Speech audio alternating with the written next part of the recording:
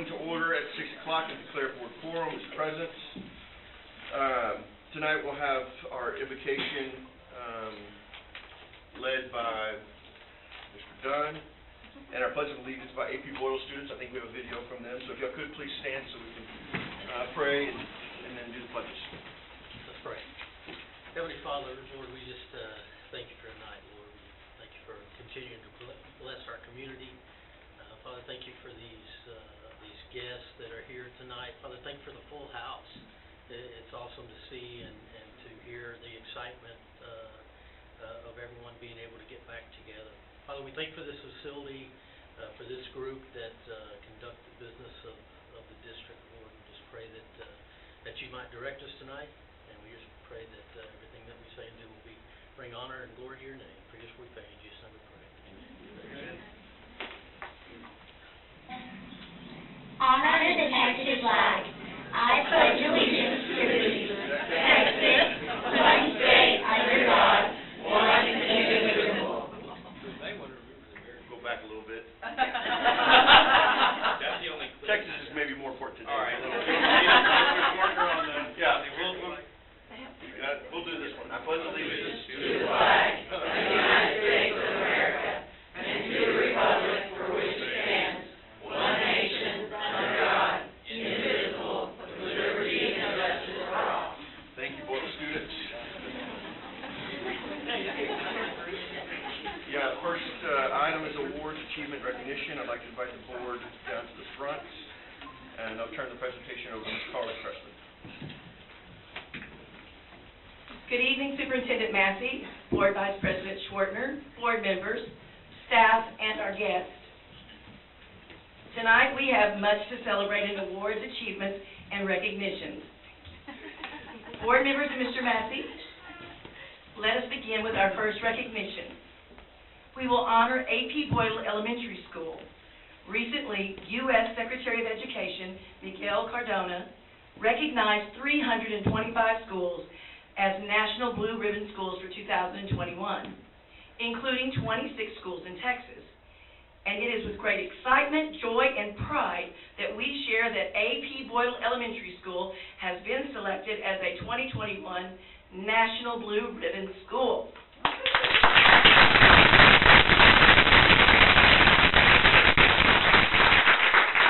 Before selecting Blue Ribbon Schools, the department asked for nominations from the top education official in every state.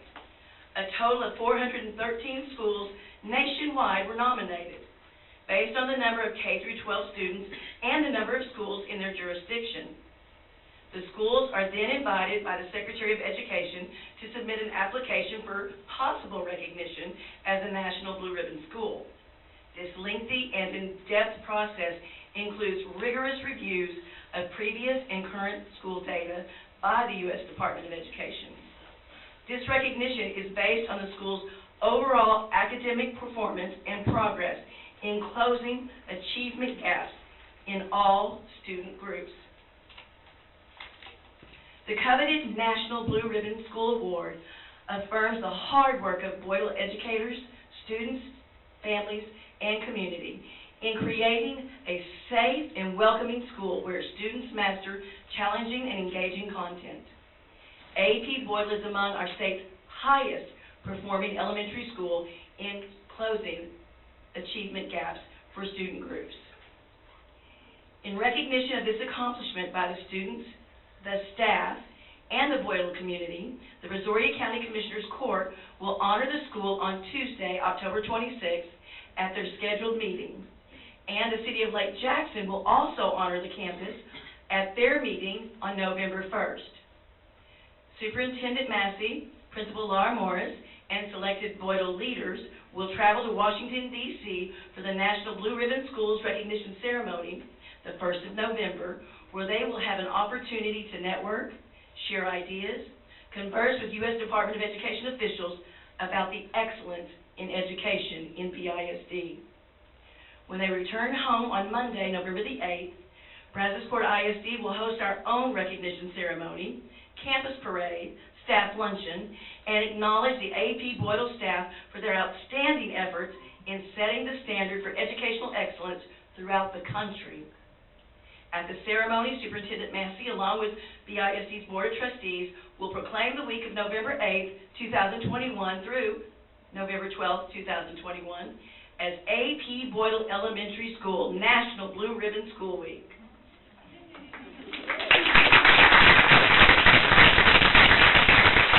At this time, I would like to ask Principal Laura Morris and the many members of her staff that are here tonight to please join Mr. Massey and the board.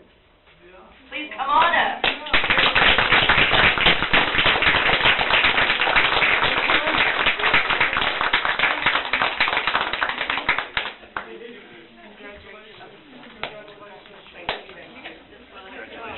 Great job. Really proud of you guys. Great job. Thank you very much. Thank you very much. Appreciate it. Yes.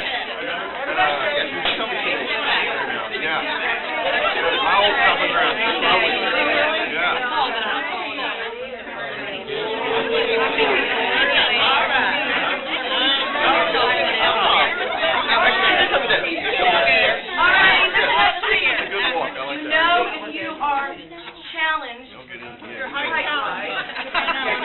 And if you are challenged in a way, please come on down.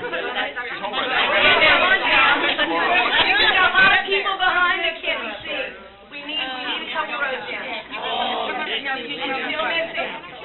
If I can't see your face, it's not going to work. I'm right here. You're here. We're good. Not your fault. Okay, Mr. Dunn. We're good. No, you're fine. I need everyone. Oh, no. Right there. I need to Right next to Liz. I'm going to need a little bit of a lean, front row. Second row, a little bit of a lean. You've done this before. Mr. Dunn, I'm going to want you to come down here. Come right here. Right by Laura. Right here. Right here, sir. Right here. No, right here. I can do this. All right, yep. Okay, Mr. Reinhardt, I want you to come over here. Please, sir. I can't see. Oh, there you go. I know, that's the problem. All right, Mr. Atkins, are you good? I'm here. All right, I'm going to need the lean. Gonna need the lean. Gonna need the lean. Gonna need the lean. I need the lean from you or I've been distracted. All right.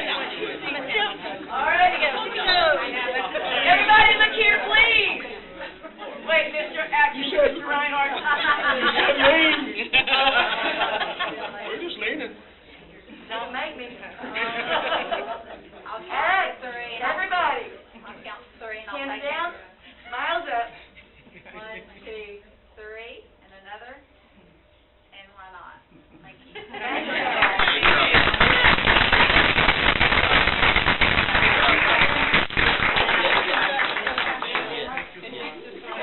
We are very proud of our Boyle family. Congratulations.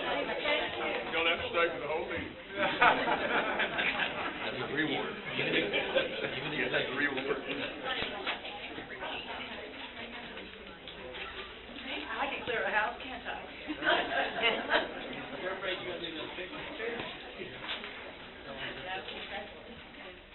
Got lots of good topics if you want to stay.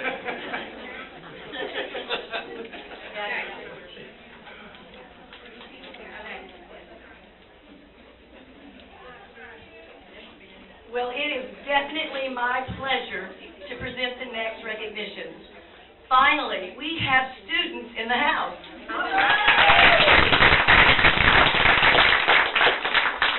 And it's been a long time, and we sure have missed them, but I can't think of a better way to bring kids back than what we're about to announce.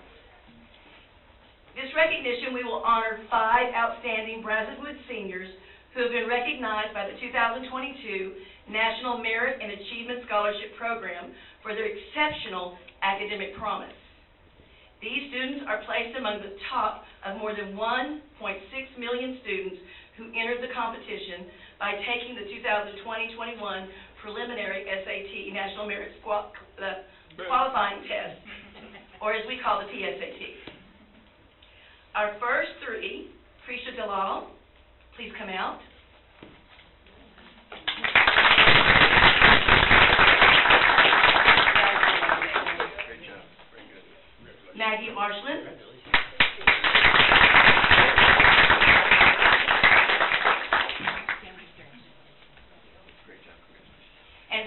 Roy.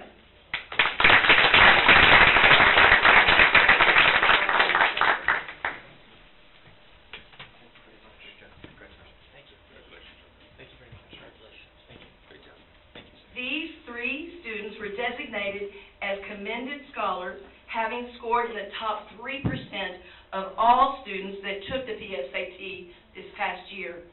No small feat. These three, by being named commended students, have demonstrated outstanding potential for academic success, and we are extremely proud of them as Buccaneers and as BISD students. Congratulations.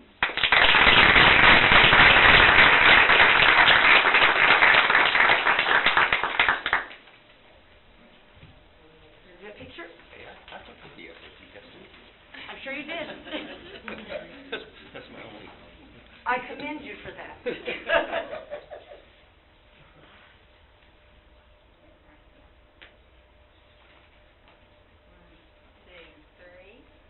another one. 1, 2, 3. Does anybody else? You want to?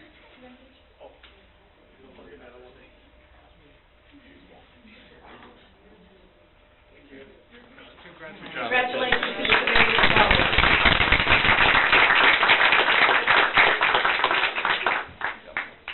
Our next two Brazos High School students, Christian Finley and Riley Kuhlman.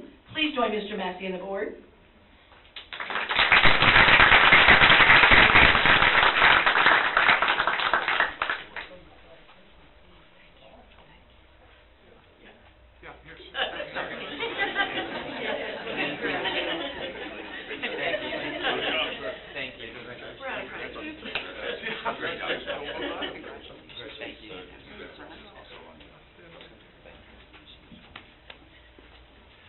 Christian and Riley were named National Merit semifinalists.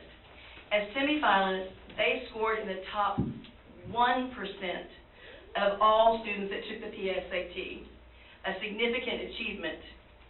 Each year, the National Merit and Achievement Scholarship Program awards semifinalist status to those few high school students who score exceptionally well on the PSAT. Gaining recognition as a National Merit semifinalist is a prestigious achievement to include on your college applications, and many colleges and corporate sponsors offer special scholarships to these students.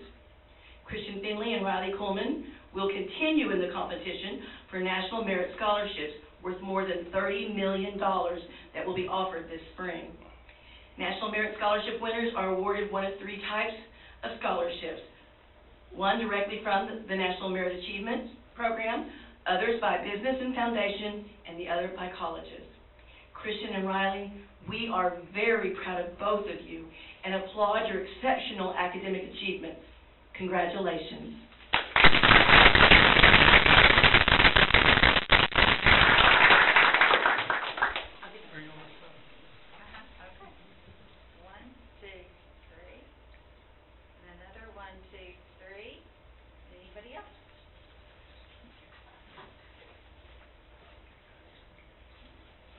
And Mr. Massey, before we stop, I would like to ask the parents of these fine students to stand up, please. Because without you, this doesn't.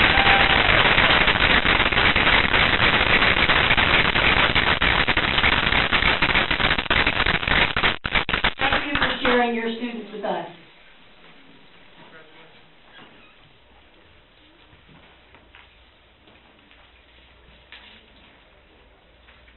It is no secret that great schools have great leadership. And for the month of October, Brazosport ISD is joining organizations around the country to show our appreciation for our school principals. In BISD, our principals are vital to the success of our students. Their leadership inspires teachers to achieve excellence in their classrooms and provides students access to rigorous and well-rounded education. Brazosport ISD is proud to recognize the importance of our elementary and secondary principals during Principals Month, and we join the Texas Association of Secondary School Principals in highlighting the significant impact that these individuals have made in our schools. As school leaders, principals are entrusted with our most valuable resources, our children. The ISD principals are more than just caretakers of their schools. Our principals set academic tone for their school and it is their vision, dedication, and determination that provides the driving force for achieving student success.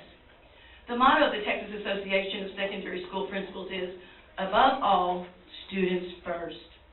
And the actions of our BISD principals not only exemplify this belief, they set the standard.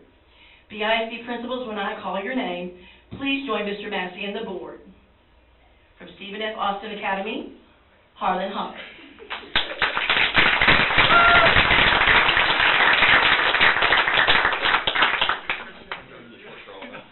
A.P. Boyle Elementary, National Blue Ribbon School, Laura Morris.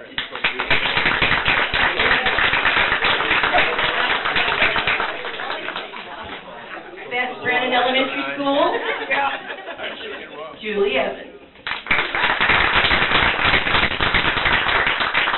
Freeport Elementary School, Maria Espinoza.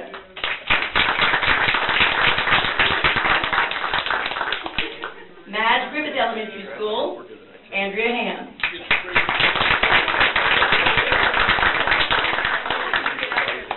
Elizabeth Nay Elementary, Pre-K, Dana West.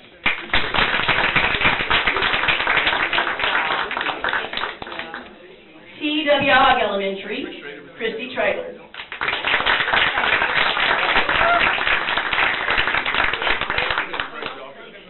Gladys Polk Elementary, Amanda Bundy.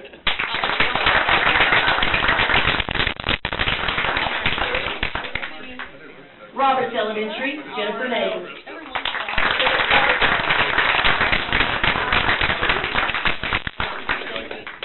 And for Valaccio Elementary and Linear Middle School, Margaret Meadows.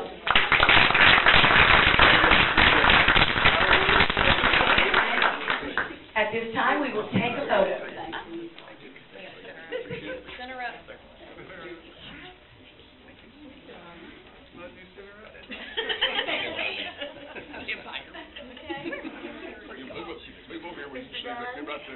There you go.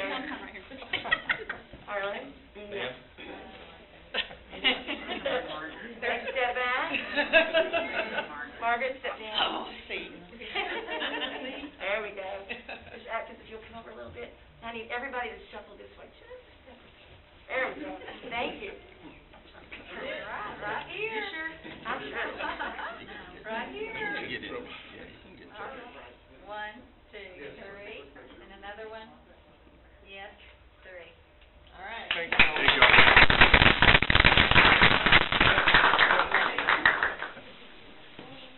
And now we will continue. Grady Rasco Middle School, Dorinda Klein.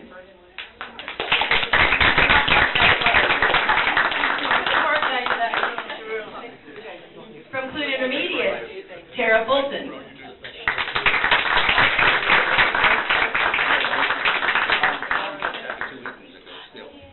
Freeport Intermediate, Jarrett Johnson.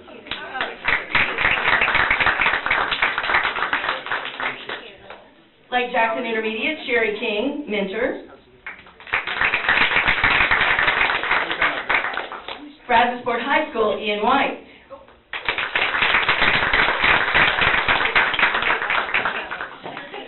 Brazoswood 9th grade, Associate, Cheryl Roberts.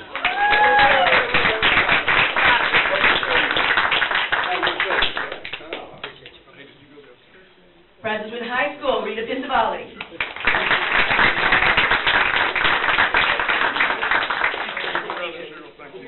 Lighthouse Learning Center, Shannon Hester.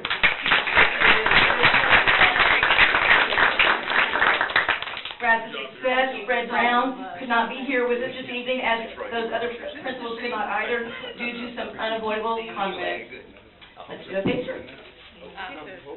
No, are we down here? Go this way a little bit. All right, then. Calm down. There we go. I've never seen I know. You know. seen a thorn among so many I can Photoshop it. That's right. I will make those black and white. Well, with Photoshop, that's not a problem. There you go, that's good. There you go. They'll probably have those shoes. Exactly. That's smart. All right.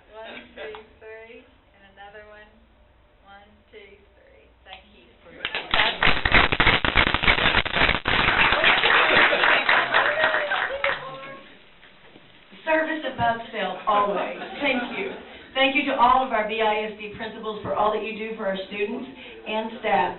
You make this place a great place to be. Thank you, thank you. This concludes tonight's awards and recognitions, but get ready for next month when we're going to be bringing some more kids back and have a lot to celebrate in setting the standard of educational excellence across the state and the nation.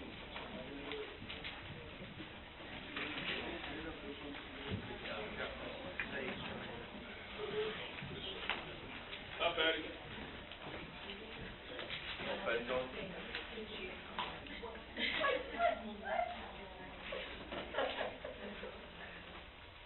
The next item is audience with individuals. At this time, in accordance with the ED local, the board will provide an audience with individuals who have signed up prior to the meeting.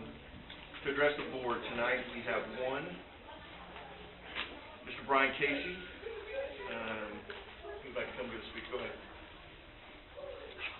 State your name and for the Good evening. My name is Brian Casey. I'm proud to say that I've taught at Brazoswood High School for 31 years, my entire career at Brazoswood. And I made a presentation similar to this around 2 years ago in the fall of 2019, and then things got a little crazy, so I thought it'd be a good idea to maybe come back and give a quick little refresher, and I appreciate the opportunity to do so. We're so excited about the new construction going in across the street. It's going to be fantastic, and it's going to be a shining star of our community. We're so proud, especially the Performing Arts Center. I think we had original upholstery on the old auditorium seats, and we're really proud to now be able to host events in this area, and it's just going to be a blessing for the community. I am kind of on a campaign here to name the Performing Arts Center the Jimmy Cook Performing Arts Center. And just simply put, Jim was a master teacher. He taught at Brazoswood for over 3 decades. I was blessed to teach side by side with Jim through a lot of that time. My first year at Brazoswood was his first year as head band director. During that time, the Brazoswood Band became the most award-winning organization statewide and nationally in our district's history. You have a handout, I believe, and so I won't go down the whole list, but I would like to hit a couple of high points just in mention Jim's accomplishments. I should mention that before Jim was at Brazoswood High School, he taught for 4 years at Brazosport High School as the assistant band director to George Mitchell. And then I believe some of you served side by side with him right here in this very room as Jim was on the board and actually president of the board. And I should mention too, Jim is still active in the community. He serves on committees, he's on the Lake Association, he's helped out with the museum, scouting, and Jim is actually still involved in the activity. His oldest son, Kelby, is a band director in Dickinson now at Krantz Junior High. Jim goes over there twice a week and helps out, and so there's Mr. Cook, and then they call Jim Mr. Senior Cook. But as I mentioned, Brazoswood Band, most state and national recognition of any BISD student organization in the history of the district. 26 consecutive UIL sweepstakes awards, and I'm really proud of what the band continues to achieve. I think they got their 35th or 36th last Saturday as well, so Jim really set that tradition into motion. 14 consecutive appearances at state level competitions. They toggle state marching band and state honor band back and forth, so there were 14 consecutive state appearances. The only Texas band to this day ever to be awarded UIL state medal to every performing member on the stage at the UIL State Wind Ensemble Contest. National Wind Honors winner, that's a national event that recordings are sent into, and they're judged against bands from all over the country. Parade appearances at the National Apple Blossom Festival, National Cherry Blossom Festival. That was on regional TV. We were right behind Miss America on that float, and we played too loud. We got in trouble. And then again, I won't go down the whole list here, but you can see it. And many of Jim's former students are now in the field, either teaching or performing, and so his impact was eternal on just the activity and education in general. And then in July, Jim was inducted into the Texas Bandmasters Hall of Fame, and that's a might have seen the article in the paper. So anyway, I appreciate your time, and I would appreciate you considering naming the Performing Arts Center at Brazos High School the Jimmy Cook Performing Arts Center. Thank you very much. Thank you, Ron. Appreciate it. Thank you. The next agenda item is the consent agenda.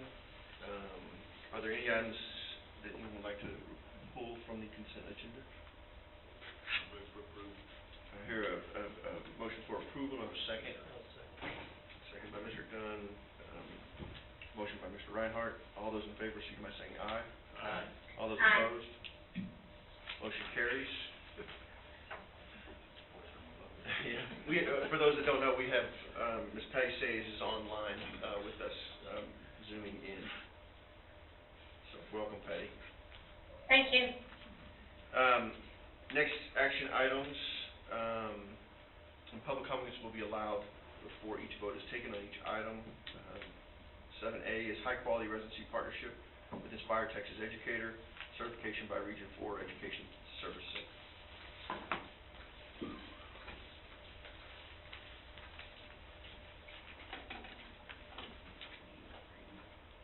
Good evening, Vice President Shortner and board members.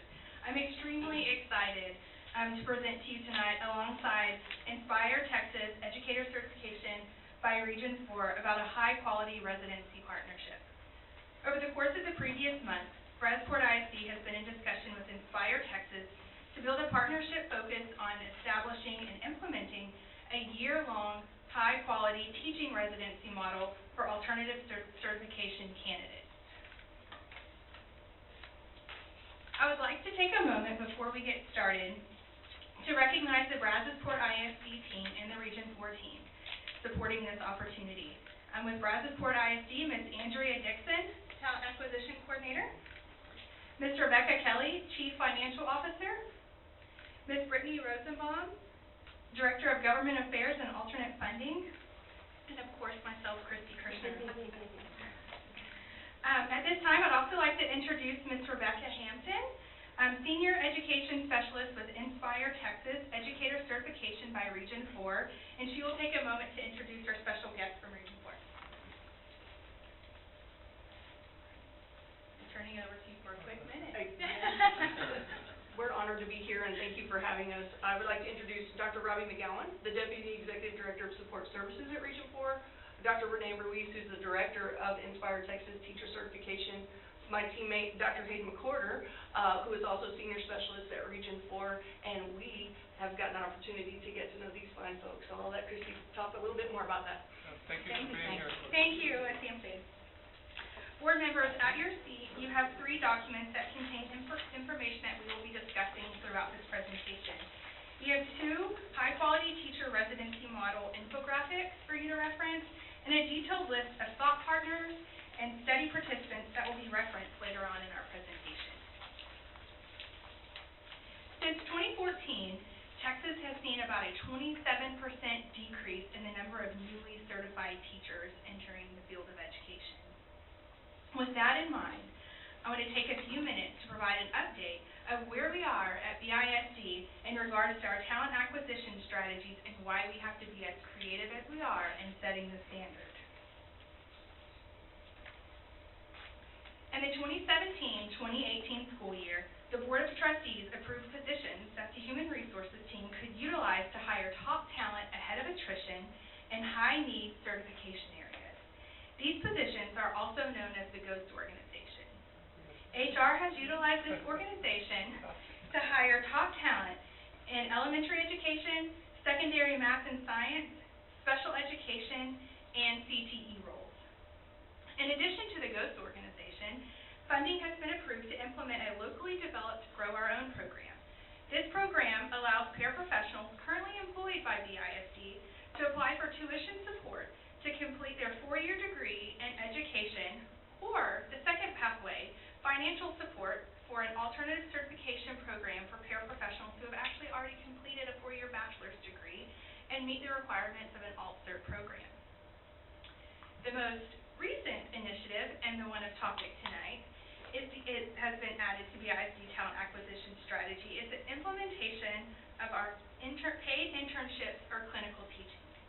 This strategy was implemented in the 2021 school year. My background in industry, this practice is more widely recognized. However, not always required for undergraduate programs, unlike that of education. The semester-long clinical teaching is a requirement for students in a traditional university program before they are able to graduate, and this internship is commonly unpaid.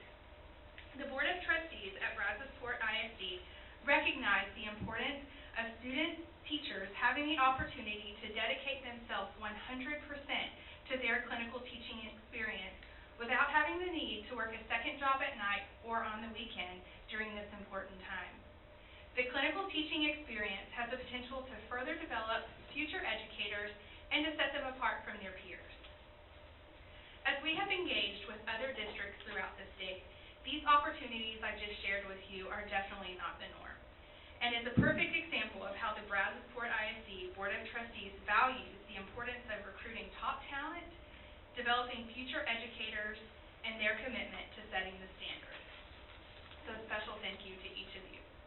At this time, I will ask Ms. Andrea Dixon to join me at the podium and share with you additional details regarding the most recent strategy for our paid clinical teachers. Thank you, Christy, and good evening. Each year we determine the number of paid clinical teachers that can be selected for each semester. Our goal is to grow that number of paid student teachers by 30% each school year. Each semester, we advertise when our paid clinical positions become available. We do this through our university partners as well as our social media platforms. Interested candidates apply online. After applying, candidates undergo an interview process. Our university partners are especially supportive of this process as it gives their students real-world applicable experience. Our paid internship will often be these candidates' first experience at applying online with the school district and undergoing a complete interview and selection process. Of course, BISD still happily accepts and supports traditional unpaid clinical teaching internships with the same development and support strategies. So how do we employ clinical teachers? BISD developed and implemented a paid student teaching initiative that enables the district to pay student teachers on a paraprofessional scale while allowing their job description and duties to remain that of a student teacher. Students who are part of this program will be paid $2,000 a month for a total of $10,000 a semester during their university assignments. BISD is truly setting the standard with this program, and we have gained the attention of universities and students looking to complete their student teaching internships. And most recently, the connection with Inspire Texas for clinical teaching opportunities for alternative certification candidates. BISD currently has clinical teaching partnerships with 5 universities, as you can see them listed there. We also, during the 2021 school year, BISD hosted 10 clinical teachers. BISD retained 86% of eligible clinical teachers from the 2021 school year. This fall semester, we host 6 clinical teachers, with the hopes of hosting 7 clinical teachers this spring for a total of 13 clinical teachers for the 21-22 school year. Thank you, Andrea. You want to take your notes? Yes, ma'am.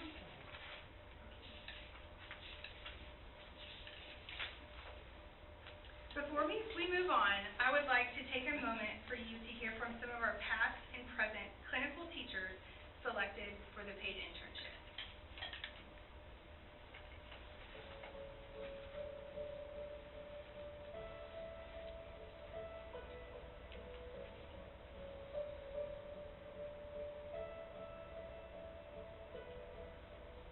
So I chose BISD for my clinical experience just because I felt like the goals and beliefs of the school district aligned with my teaching philosophy that I wanted to go with when I became a teacher.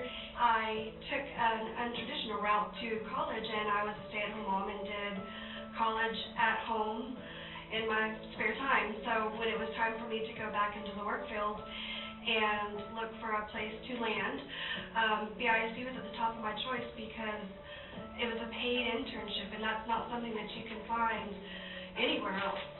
Growing up in the district, I had a lot of meaningful and positive interactions that ultimately led me to becoming a teacher, and I knew that when I started my clinical experience that I wanted to be here where I grew up. I moved from a district to BISD when I was, I want to say like in 8th grade.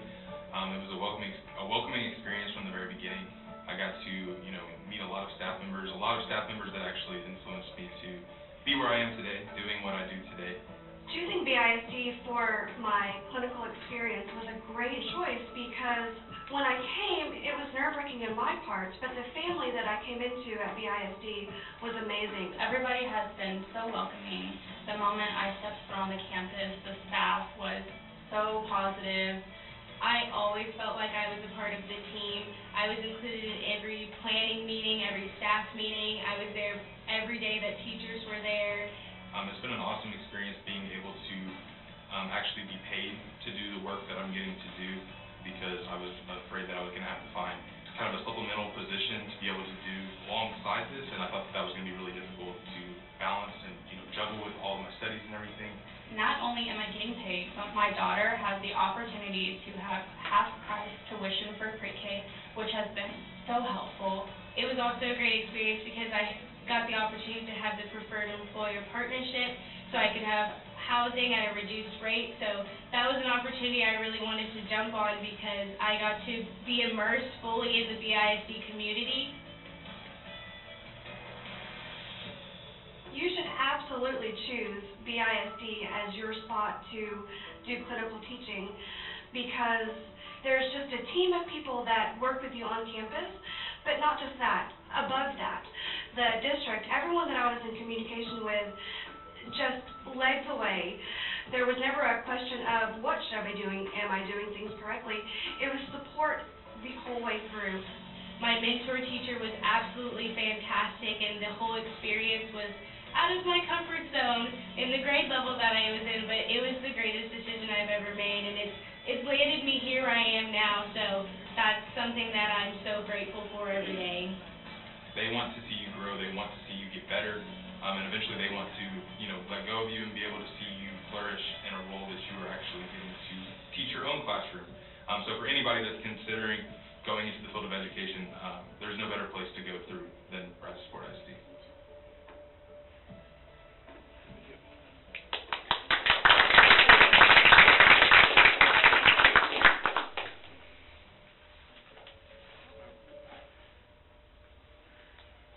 What a story. We are excited to be able to have these amazing opportunities for future educators and Brazosport ISD employees.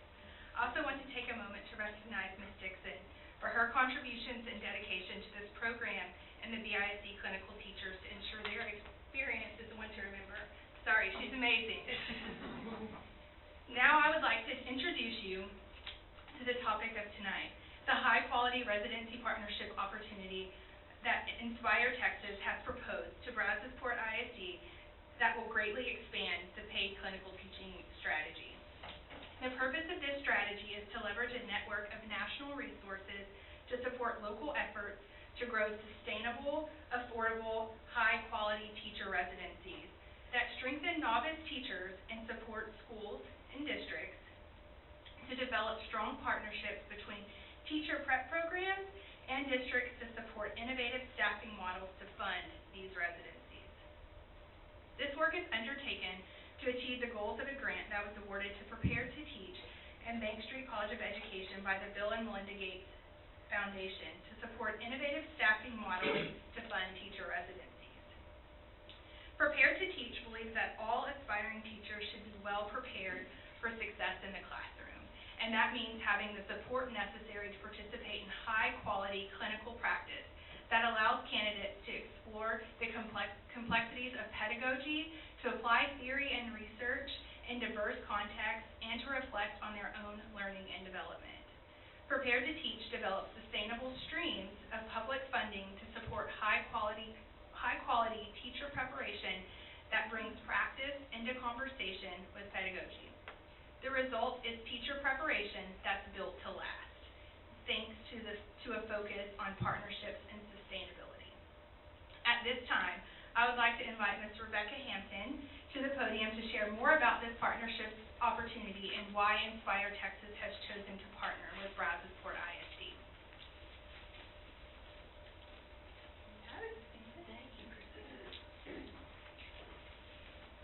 Our journey to this evening really began very simply.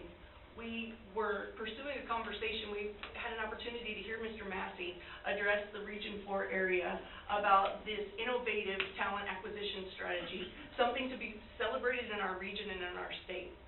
And as we pursued those conversations, we reached out to Andrea and to Christy, and we began to learn more and more about that talent acquisition strategy. And we realized that BISD is indeed setting the standard. We began to ask questions and unpack, and we left the conversation energized, even in Zoom. And as we were really revisiting those opportunities about how to celebrate and how to really share that mission and vision of having people love the profession that we love, and to share that our heart was in the right place, excellence in service to children. And so we were very aligned within the first 15 minutes of the Zoom call. And we began to, very quickly, Andrea agreed to come and address our candidates on a Zoom call. And we thank her for that. Because questions like these, after she presented the paid clinical teaching opportunity that we just saw in the video, Becky, can you tell me a little bit more about that? Becky, they understand me. They understand the deep economic pressures that it would be to become a professional. And they're going to help me. And they're going to support me day to day. And so I was able to answer those questions because I'm keeping good company, as you all well know, with Andrea and Christy. And I began to learn about those opportunities. As the conversation basically emerged with our candidates, they were very, very interested. I had also asked Christy, do you mind coming to share with our human resources professionals in the Region 4 area? She said, absolutely, I would love to. And so she embraced that role in leadership, and she said, you know what, I want to share, because I don't want to just figure this out for Brazosport ISD. I want to help us figure it out in Region 4. I want us to figure it out in Texas, and I want us to figure it out for kids, period. So I could hardly contain myself in Zoom. And I knew about this partnership opportunity that Christy just named for Bank Street and Prepared to Teach. And so very quickly I found myself on 288. And I got on 288 and got to meet some extended members of the BISD team, and could not have been more impressed about the conversation and the way that we got to engage. Because two things happened. They said, we want to set the standard. That was the first thing. We want to be excellent for kids each day. And we want to be a destination district. I thought to myself, indeed you will. I can already see that, because the belief and the engagement and the willingness to be innovative. As Christy mentioned, the ghost org is not something that we commonly see as we work in our state, and that's something that would be celebrated. The innovation and the communication about that strategy and imagining a third pathway. So when we looked at the enthusiasm and we said, you know what can we figure out together? So we had an opportunity to meet with the leaders in Brazosport ISD, and they said, you know what about the residency model? And that's what this opportunity really names. It's an idea really taken from the medical field, where doctors, right, who have finished coursework actually join a hospital setting and become residents at the hospital. They may pursue a specialty, say for instance in pediatric care or in cardio, right, or the emergency room, and they get to see the full gamut of what's happening in the hospital and really understand the hospital culture. And so what we know is that that clinical practice makes a huge difference in terms of keeping people in the profession and watching them flourish and grow and to develop into the master teachers that we wanted. So the question comes about, and that's what I asked Christy, well, what about the residency model for teachers? Because clearly there's a buzz about education in BISD, be it the Blue Ribbon School, the National Merit Scholars that we just celebrated, and all the smiles that we just saw on the video. We know that excellence lives here, and we need people to put people in situations where they can learn from mentor teachers and in that district culture. So the residency model is a year long, as Christy mentioned. And so the clinical practice would essentially give us a third pathway. So we know that we have clinical teaching, we know that we have internships, and then this would give us a way to have residents keep the company of those who are practicing excellent instruction with kids every day. And we know medicine, as far as it may seem from teaching, offers an example for us about how teacher preparation and school districts can work together to really, really develop experiential learning models and to be able to retain the talent that the district attracts. So our shared goal would be to build a residency model for teachers.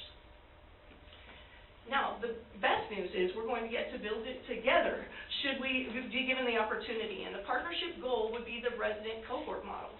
One of the things that Andrea and Christy named for us early on is that they like to keep new teachers clustered, right, and placed in a group so that they have one another and they have master teachers to lean on. And so that's already something that we know that Christy and Andrea and the BISD team embraces, and definitely a reason why we wanted to make sure to take a look at that residency piece is very well developed.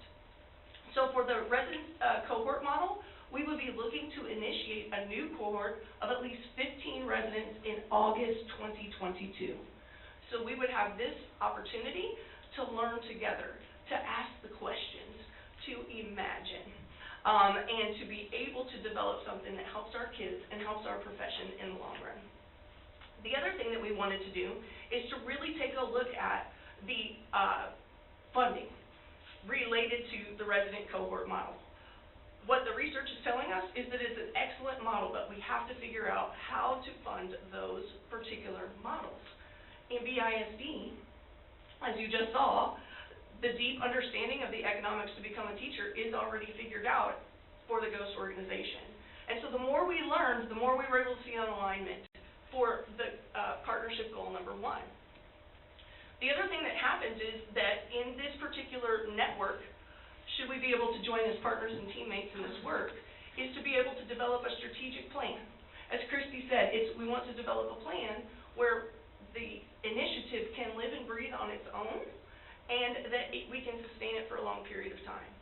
And so what you'll see in your documents on the MOU, or on the infographic, is to establish a strategic plan for 27-28 that identifies funding sources, programmatic shifts, commitments to exploring ways to share resources across the partnership, and we're going to how to share better than we're sharing today.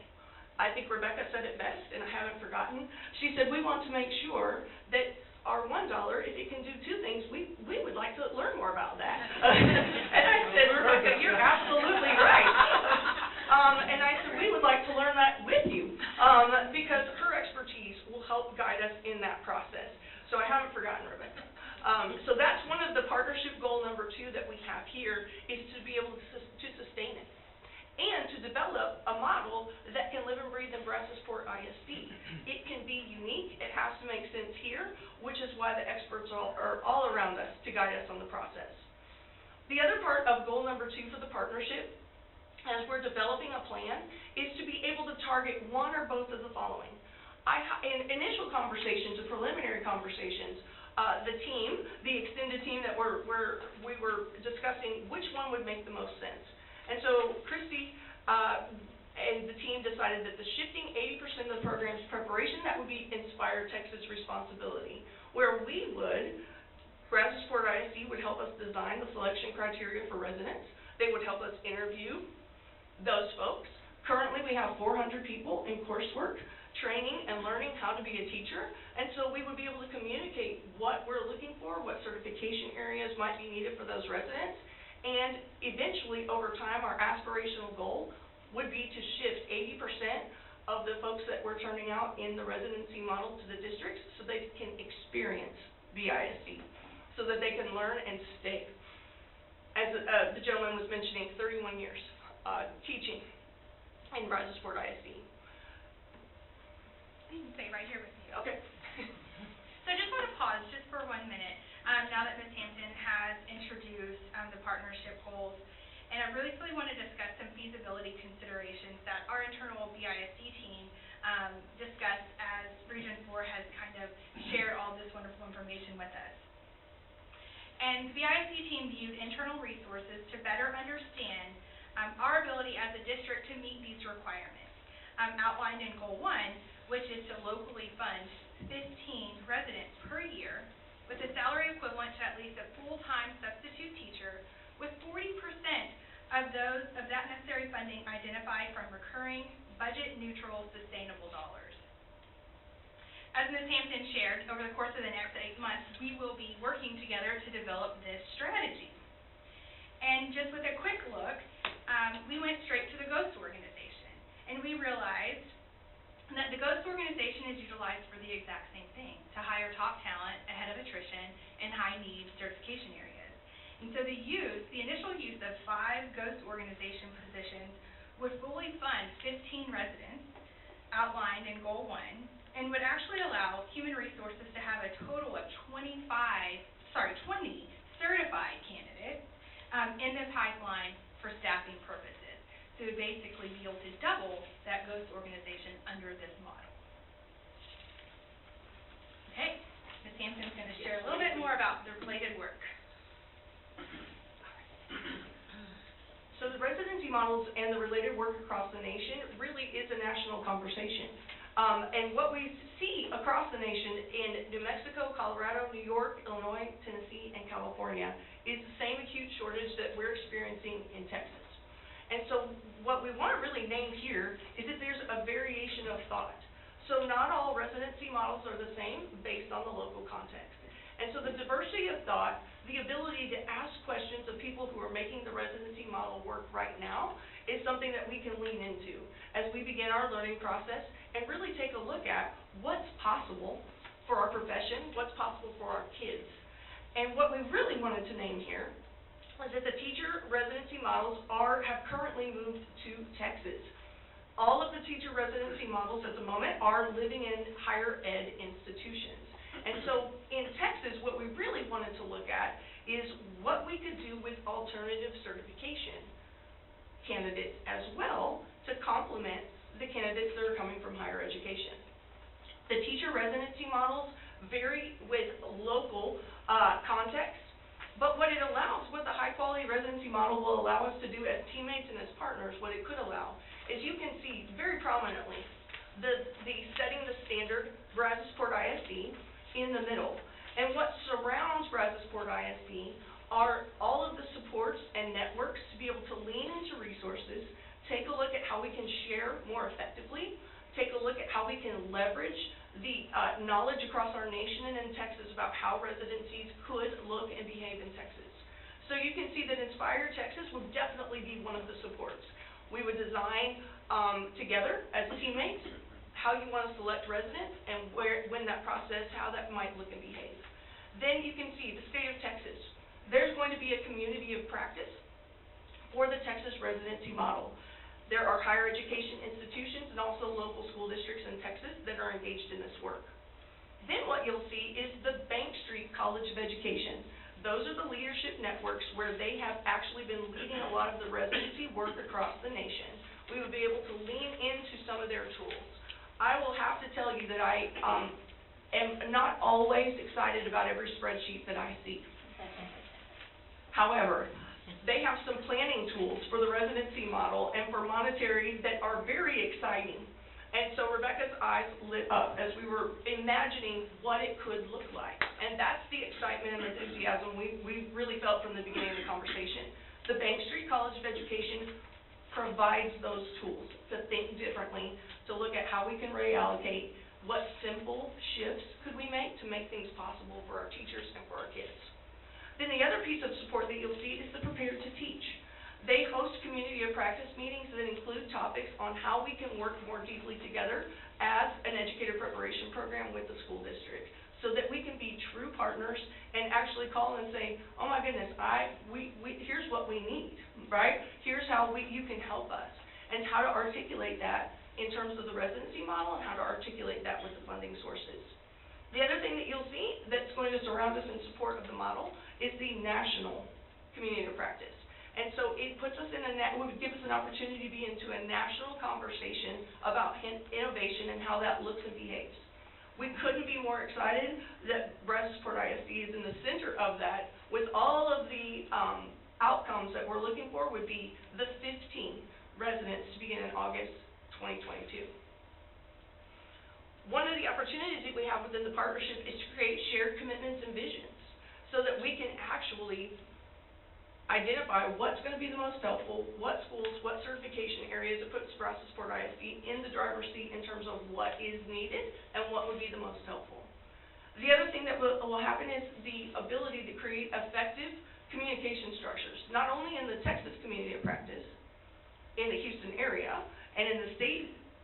We will also be able to share and learn from others who have done the work.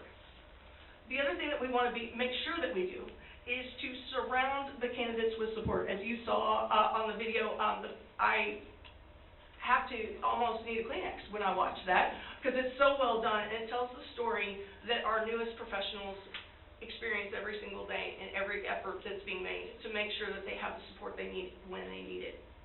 The other thing that is really exciting to all of us is maybe the opportunity to learn together and to really make a model that can help us with talent acquisition. As we're learning together, who's going to be at the table? I believe that's one of the attachments in your documents. There's going to be a lot of people at the table that I think might be of interest to you, so Christy has kindly provided a copy of that in your documents. But the thought partners in the community of practice will be school district teams. The school district teams will be comprised of school administrators, both at the campus and district level. They'll have business office professionals.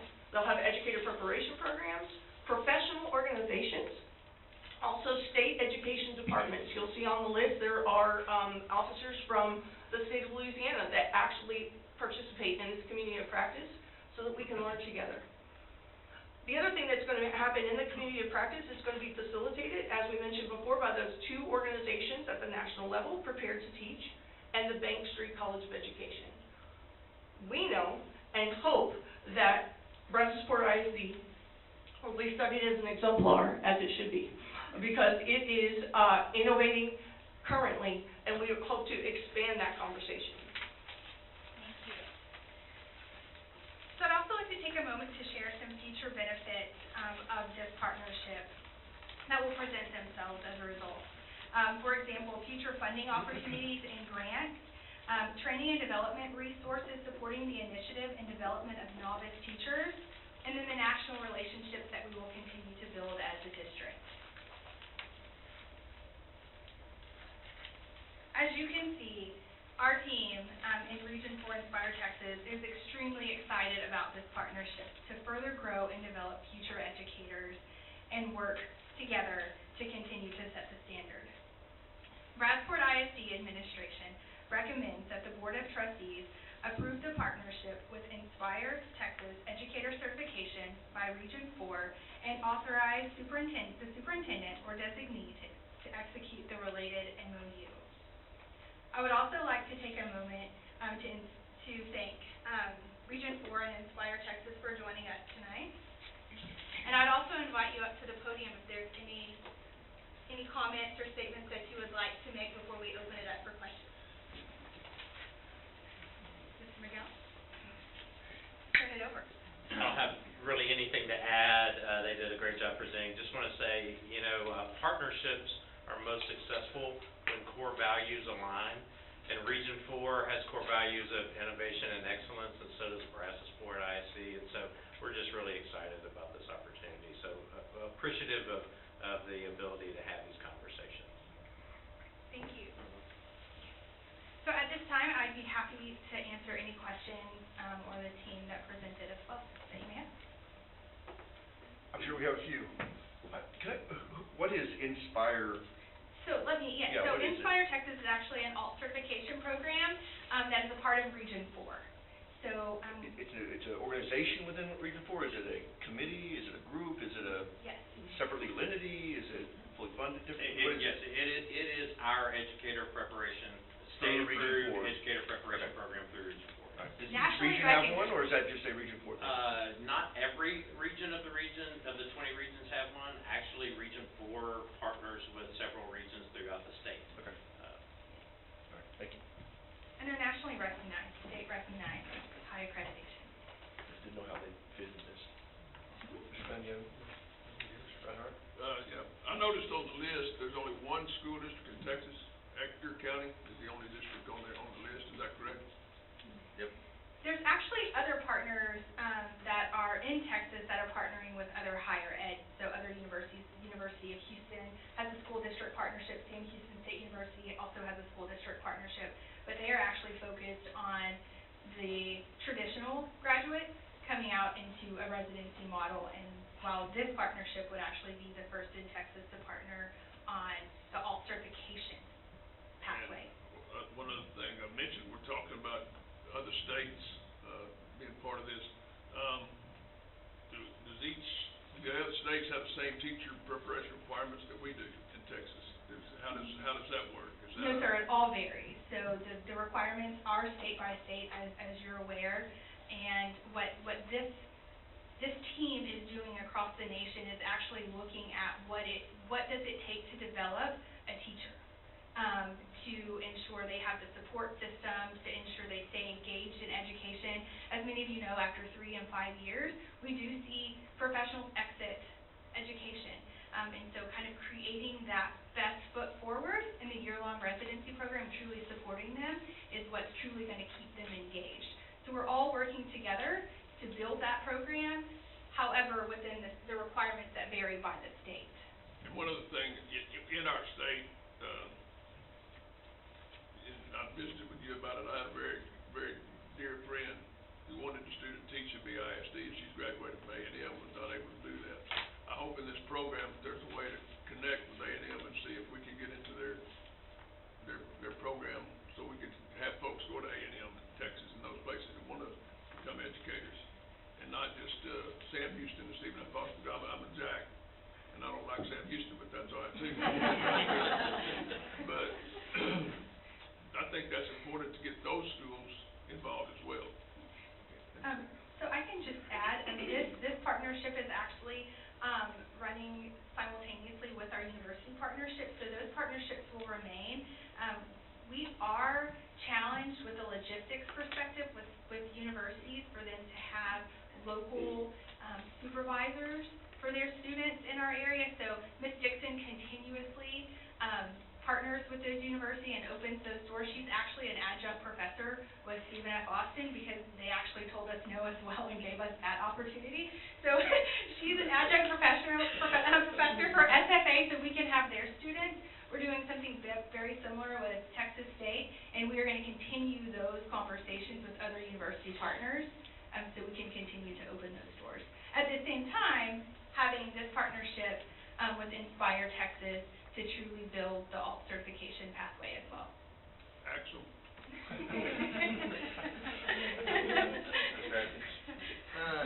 Yeah, of course. I guess my question is that you're talking about the partnerships with the current universities, and those are the traditional education degree type setup. What we're talking with this memorandum is the alternative certified, which they may have a degree in something, but they have to go through. That's what my wife had to do. But anyway, we don't want to lose, the education portion of that. And so that leads me to the next question. If we're going to have, say, 6 or 7 of the traditional ones like we have, the goal for the upcoming, and the 15 for the next year, I guess I'm wondering, we're talking about the funding, and if you go back to that slide, that budget neutral, whatever that is, I have no idea what that is. Budget neutral. That's what I wrote down, was budget neutral and 15 locally funded. I don't know if those go together, but if you could explain that'd be the next question. But so finish this. But so my question is that how much dollars are we talking about? I was going to ask that question, right? Yes, sir. Okay. So this partnership is actually forcing districts to look internally at existing dollars that are spent. So, for example, we have a long-term substitute in a classroom for a year while they're being certified, right? So there's a cost for that substitute, but it's significantly less than that of what the teacher cost would be. Right. So looking at repositioning those dollars and redirecting them to have perhaps a second resident. So now I have 2, which is just the cost of perhaps that 1 full-time teaching position that's vacant. So when I look at the GHOST organization, the example that I provided earlier, those are already budgeted dollars and budgeted positions. So we would look at using those differently. Instead of hiring 5 teachers who are already certified, which we would still have the 5 positions, we would use 5 of those positions and reallocate those dollars into 15 positions for candidates in our pipeline. So it would be just utilizing, that's what it's doing, is it's forcing us to utilize existing dollars that we're currently budgeting for differently. along those lines, however, you know, with the ghost social, what you're telling me is the ghost organization is going away. No, sir. Well, it's part of it. It won't have any money.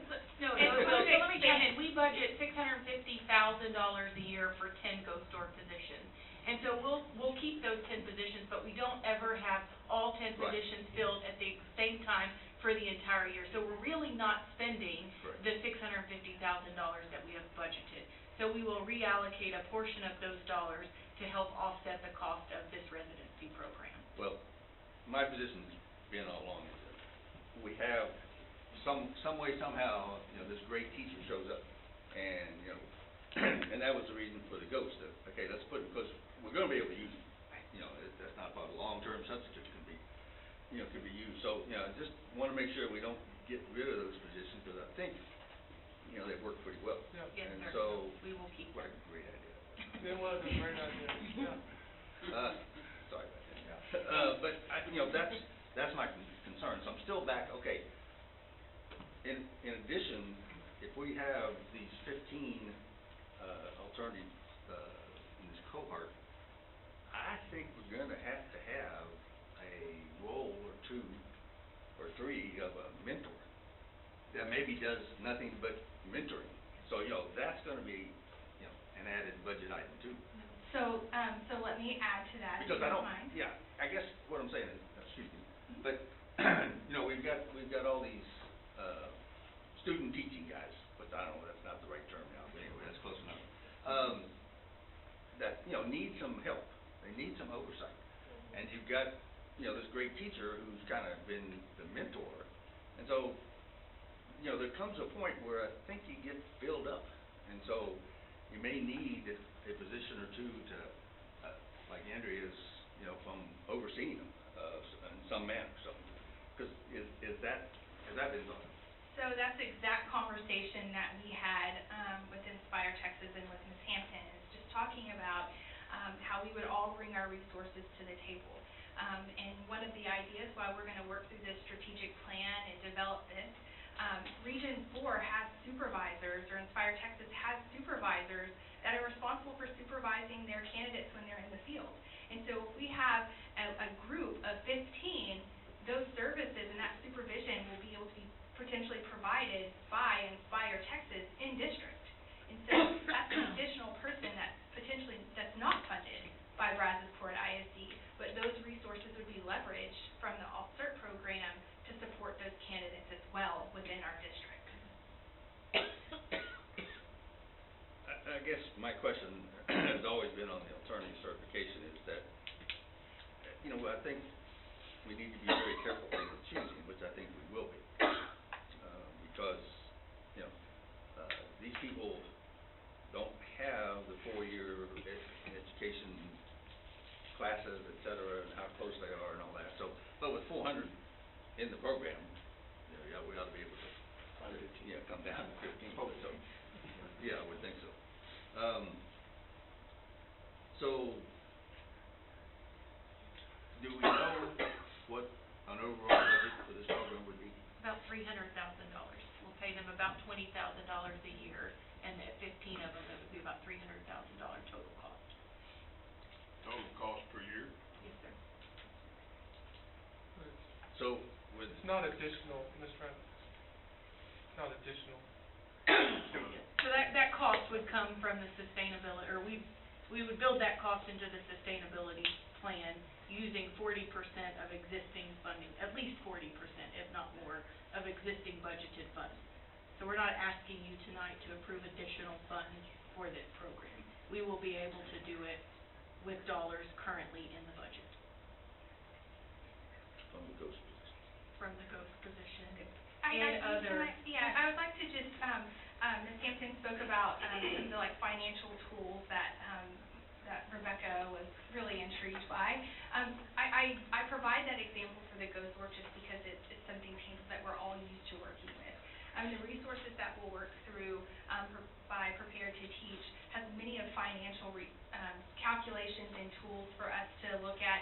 If, for example, if our residents were required to sub 5 days a month as a part, or a total number of days, that would be less sub cost that we would actually be paying out, because these individuals contribute to that.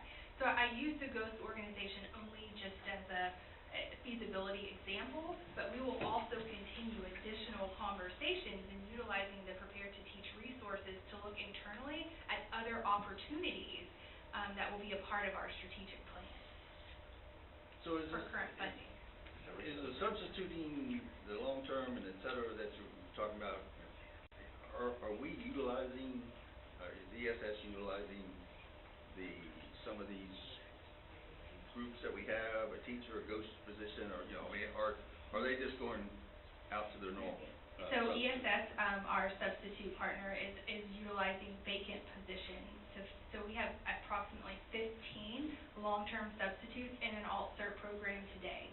And they are actually substituting in a vacant position until they are effectively certified and we can hire them as a certified teacher. So that's something that districts across the state are having to do because of teacher shortages.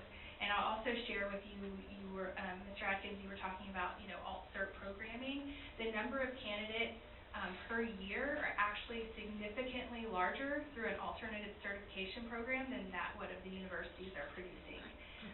This partnership would actually allow us to create those wraparound services that we all know and recognize that are extremely necessary for our alt certification, from pedagogy perspective, classroom management, resources, training that they didn't have in a traditional program. It's also support that we see that our traditional graduates are needing. But this year-long residency, a semester longer, would provide that at a greater level. So the grant money from the Gates Foundation is going to Inspire, is that for? It's actually a grant that Prepare to Teach and Bank Street Education have applied for. And so their resources is what's building this, and they're seeking partners to put this into practice. Another individual, another layer of support that will be provided within this partnership is a liaison through Prepare to Teach that will be tied to our partnership, if approved, to support us throughout this effort. So to support us through our strategic planning, identifying these resources, what does that training and development look like? How does our selection criteria work? What are we looking for as a district in those high-need certification areas? So we can narrow down that talent. And so throughout our strategic plan and following year, that liaison will be partnering with us as well from Prepare to Teach. That's another resource that's not funded by the district. So this Prepare to Teach and Bank Street, they're bringing expertise? Yes, sir. Significant layers of expertise. And we didn't have a copy of the MOU. Is it ready, or to see what kind of details? I've not seen the final draft of that, but I will be able to share that with you all. Yeah. I'll just put you on pause. Okay. And then we'll keep it back. I'll be back. Yeah, just, no, we'll be back. This gentleman. One other thing, Scott, I got one other thing. My point is, when I asked about what we do, I don't want us to increase our budget unless what the budget increase goes to our students, okay? If this program allows us to train teachers and still not take any money from our students, that's the most important thing, because we've come a long way. We've still got some folks that are struggling, and we need to get those kids through. And so that's my first and foremost thought. Absolutely agree, and I'll also share with you, I see Ms. Dorinda Klein is in Ms. Gonzalez, but Dorinda's in the office, in the audience, and she's actually has previously had one of our interns, our paid interns, on her campus. And our principals are giving us nothing but excellent feedback about this and how they're able to engage with our students, engage with their peer teachers, and how they're truly ready for the classroom, which is different than normal, versus just kind of feeling like they show up on the first day and, what happens next. This year-long will actually allow a candidate to see all of testing preparation, the beginning of school, the end of school, something that student teachers don't get to see in just one semester. Especially for emergency certified or alternative certified, that's great, right? I don't think anybody here would have anything against that. And so in this deal, like our residency program now, where we provide low-cost housing for our folks. That's gonna be included in this? Absolutely. Absolutely, our local partners will offer that to any new hire professional employee. So a couple questions. You said something, I don't know if it was off the cuff or not, but are these going to be in classroom 24/7 teachers, or will they be part Region 4 training during some days? Because you mentioned something that they could be a sub for 5 days if they would agree to do that.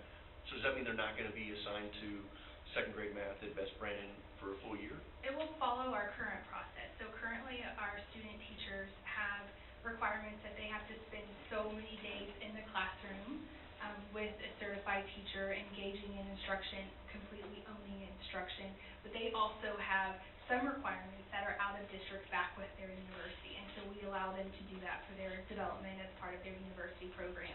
I'm sure training and development would look a lot like that with this partnership as well. So they are getting the real-world development with our partners, but then also getting that real-world experience in the classroom while they're here with us.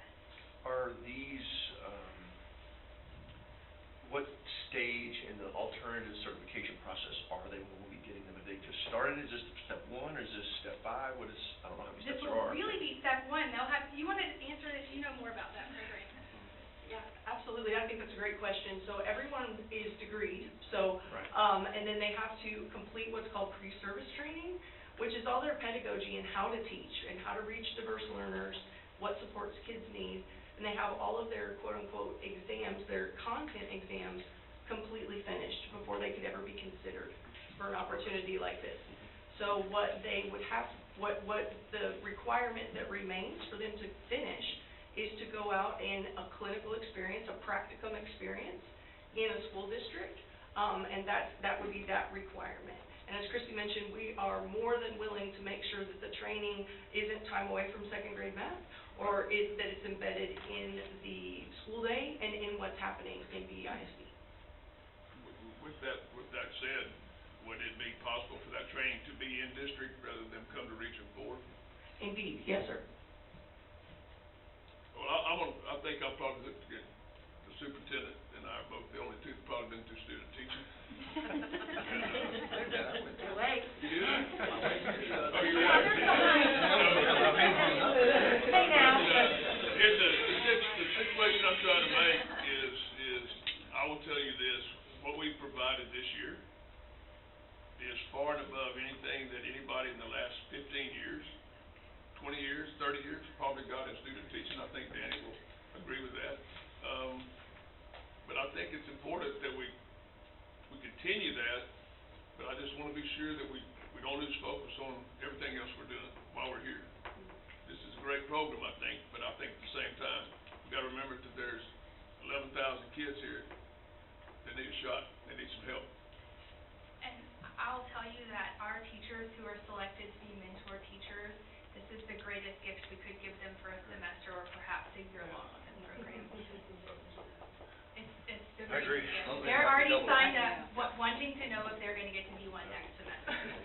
I still remember the summer, or the year my mom had a student teacher, and the happiest she was ever. I talked about it for many years. It reinvigorated her, too. I remember her being reinvigorated by the process, too, right? But the education things that you get aren't real life. In those of us that student taught a long time ago, you just taught maybe 6 weeks, maybe. And that was a jump ball if you did it then. And so, I think it's important that their day one, when a school of 2,500 don't have schedules, you know, what do I do now? And that's happened, so.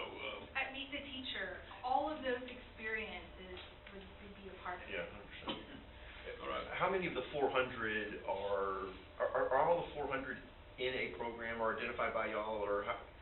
If we come up, I guess my question here is, if we come up with some that we have some locally certified people that we want to put into the program, are they part of the 400 if we have alternatively certified? Is that a separate deal? How does that, I think your point a little bit was, hey, if we find somebody here that we really like and we think they'd be great for this program, can we put them into this program a priority over? Yeah.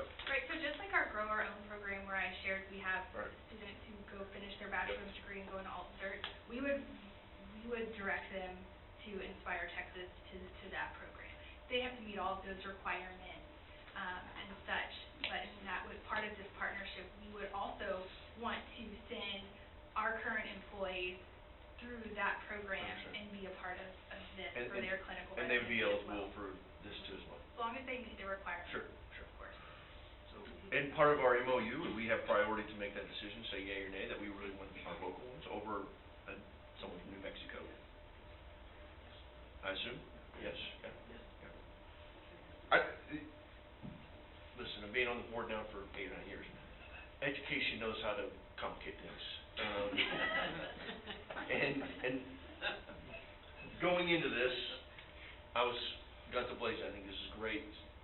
Nothing better, but when I see a list of 45 people none from Texas, all professors in colleges I've never heard of, and 12 organizations that are in a circle around BISD, start getting nervous, and that this turns into a behemoth of a program that for 15 people that we probably could have identified ourselves and moved on.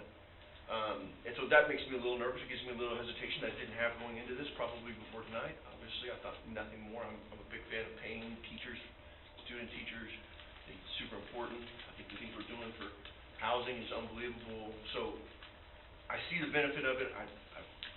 Getting someone that's alternatively certified in a program to give them more training before they become hired is even better. And if we get first dibs at them, that's even better. Even national people, nothing against that. But, you know, it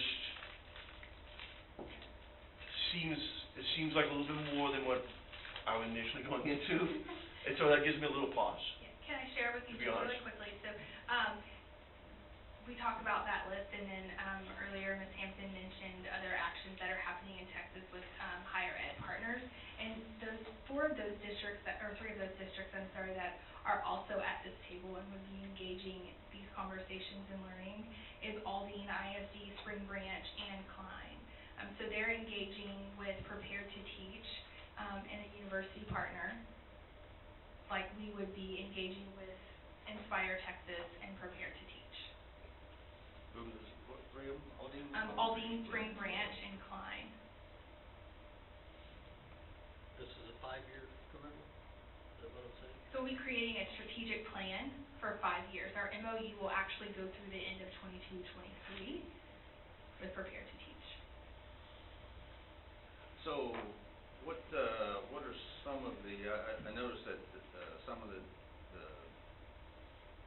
residents would have to be Title I schools, and is there any other requirements, I guess, that is tied to the grant or whatever, because we would want to be able to place them where our needs are, what levels, I mean, if we need elementary versus secondary, and so is there any restrictions on that, or anything that we have to meet? That is the one restriction that we would be required to meet, and that's a part of Prepare to Teach, the grant that they have with the Bill and Melinda Gates Education Foundation, supporting EcoD students and leveraging those dollars and providing great education and strong teachers in those environments, which our schools are all Title I with the exception of our two. Yeah,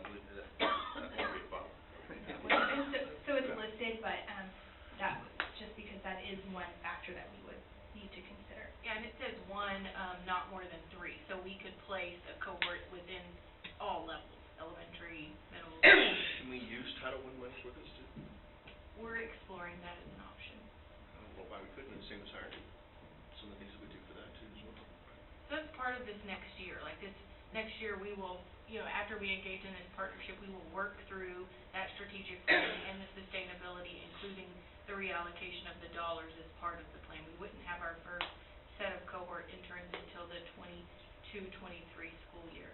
So we have a year-long planning process to get through all of that. And we can certainly provide an update and updates along the way back to the board. Yeah, I think we probably need to have this as a quarterly update. Yeah, we're very excited at the opportunity. I know you look at the list in front of you, and it's a lot of partners, but what they really bring to the table is years of experience and expertise that we can learn from as we develop our. And again, I don't doubt that, and that. You don't really create a lot of strings attached. It really is resources for us to leverage and building out a program that will set the standard. I've been in meetings with 20 people and it's not effective meetings either, so that's my concern, is we always complain about local control and here we go, make it national agreement, so, that's just a concern. It's still our strategic plan. I understand, Right. with a lot of ties to other people that have say from money, purse, resources, all this. Resources. I understand. We don't get anything for free. We all know that. No, Nothing and for free. as a Everybody needs an input, everybody needs something out of it too. You don't get anything for free, everybody needs something in return. So we just need to make sure what they're getting in return is something that we're willing to give back in order for this program to be successful. There was a guy named Darrell Royal who said, one of his famous quotes was, "Don't forget your raisin," and that's what we need to remember here. This is us and moving forward. All right, any other questions, concerns, comments? So, do we know when the MOU will be We were available? finalizing some of the information, so we can put it in Friday's board update, or we could probably send it to you. We can send it to you prior to that. But what we can do, the recommendation before you, if you go to the previous slide, Yes, sir.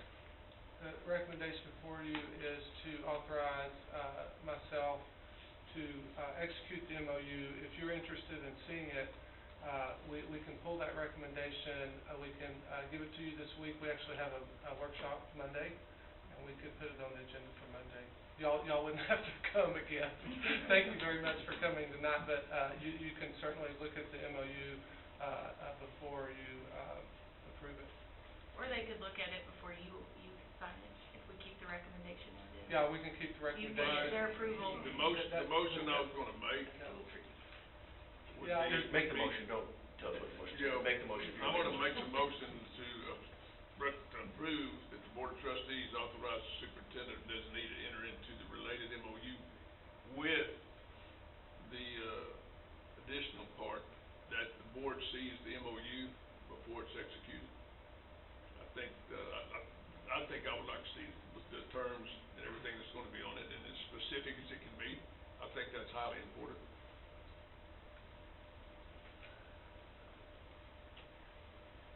Well, of course, we need a second. Is there a second? All right, motion fails. I'll second that. Oh, never mind, we have a second, now we have a vote. But We can, have a discussion. all right. I really think that we ought to do it next Monday.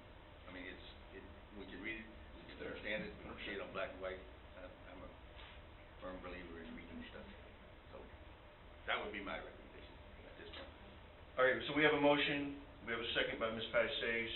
We have to vote on that first before we can change our motion. So, all those in favor of the original motion, which is to approve what we have here minus the MOU being executed, us being approved before it's executed. Do we have, all those in favor, see by saying aye? Aye. Two ayes. All those, you got an aye? Three ayes. All those opposed? Nay. Nay. 3-3 tie. Yeah, it fails. Okay, motion does not pass. Do you want to make another motion? I would make a motion that we, after reviewing the MOU and hopefully put it on Monday's agenda, to move forward on the MOU on Monday the 25th. So in others, we would delay this. So actually, there's a motion just purely to pass on it and move, actually, no action item. No action. And wait for Monday's meeting to approve the finalized MOU, correct? Is that your motion, Mr. Strackens? That's my motion. Do we have a second? Mr. Dunn, all those in favor, signify by saying aye. Wait, whoa, I guess we got, is there any public comment? I guess we're gonna do that. We're breaking the rules. All right, all those in favor, signify by saying aye. Aye. All those opposed? Motion carries. All right, thank you. Thank you so much for your time and partnership. Thank you.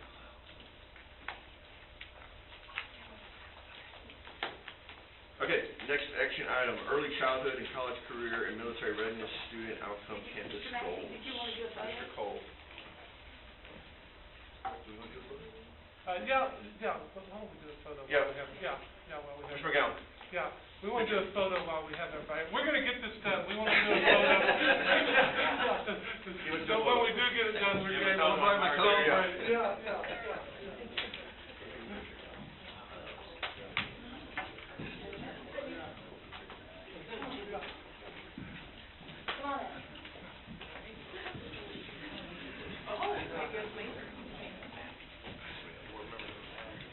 Region 4 people too. Ready? I'm on there. Oh, no, Region, the Region 4, I can get in between some folks. I'm at Region 4 in the front. There we go. Stand next to me. Sarah, move that way a little bit. Sit down that way. Okay. Perfect. Brittany standing up? Barely. Dr. Reinhardt, or yes? Make sure I can smile. Everyone? Oh, yeah. 1, 2, 3, and my second. 1, 2, 3. Thank you. Thank you for coming in. Thank you. Good to see you again. Take care, sir. Hey, Dr. Chris. Thank you. Thank you. Oh, is my picture in it? Yeah. I didn't realize that when I took it. Otherwise I'd lose it.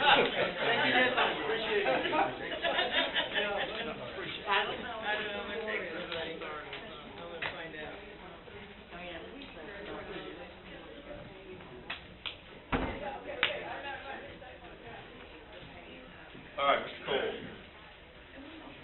Good evening, members of the board and audience.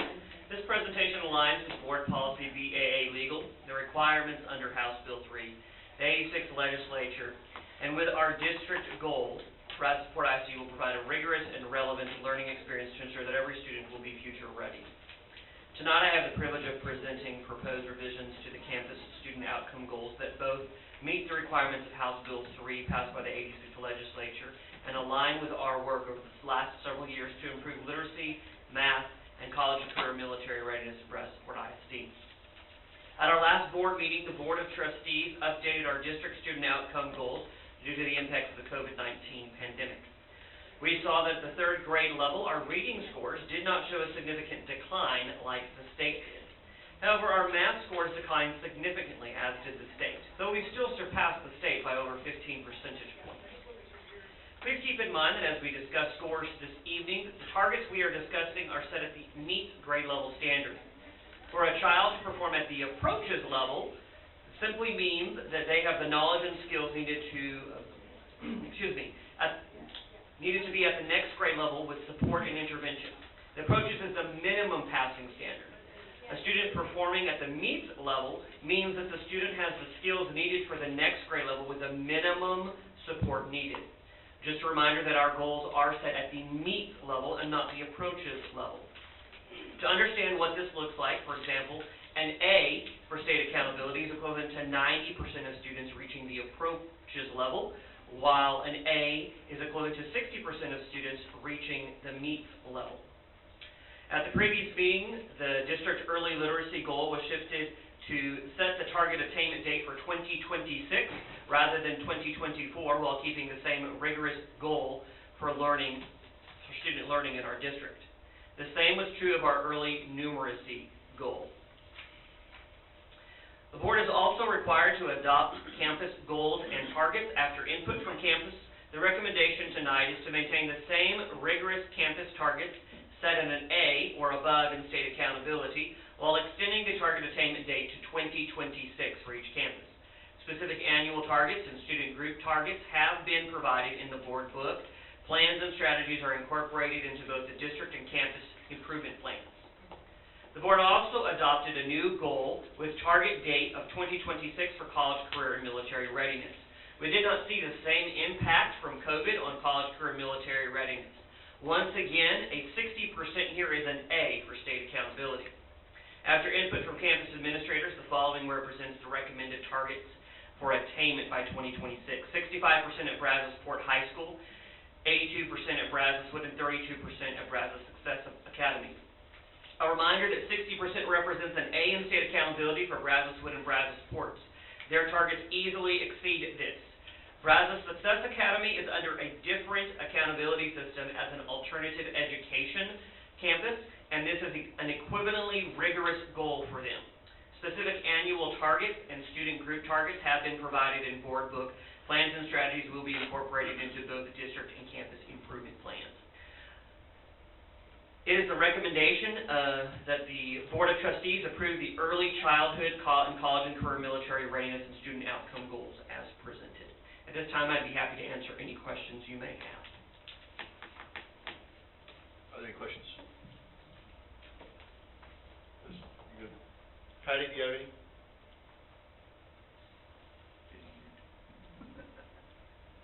All right, do we have a recommendation, or a motion? I'll make a motion that we approve the recommendation as presented for the early childhood and college and career military readiness student outcome campus goals.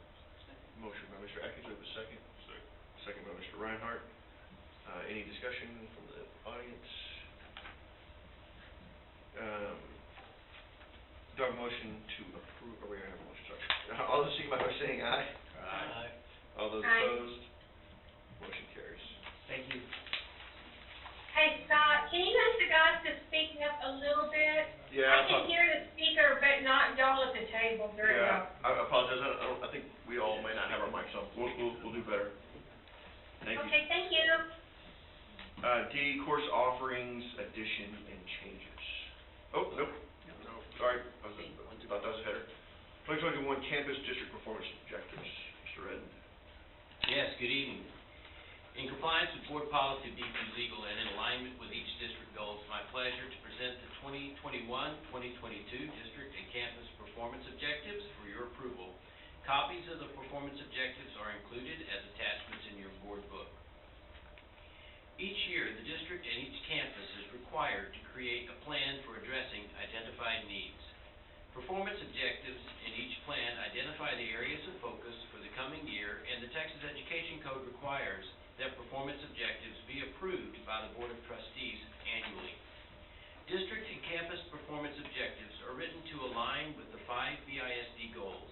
Using the targets you just approved with Brian's presentation, each elementary school included 2 performance objectives under District Goal 1 that align with House Bill 3 Early Literacy and Numeracy outcome goals that you approved in September. Each high school included a performance objective under Goal 1 that aligns to the House Bill 3 CCMR outcome goal. All district and campus performance objectives are aligned to one or more needs that were identified in the comprehensive needs assessments that were conducted last spring and over the summer. In response to recommendations from the most recent curriculum audit, the district and campus planning processes were changed last year and new procedures implemented to ensure that plans address prioritized needs.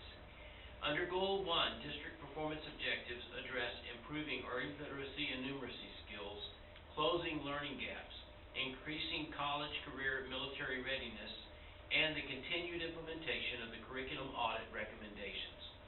Under Goal 2, performance objectives address the health, safety, and social, emotional, and mental health needs of our students, while under Goal 3, they address improving customer service across the district.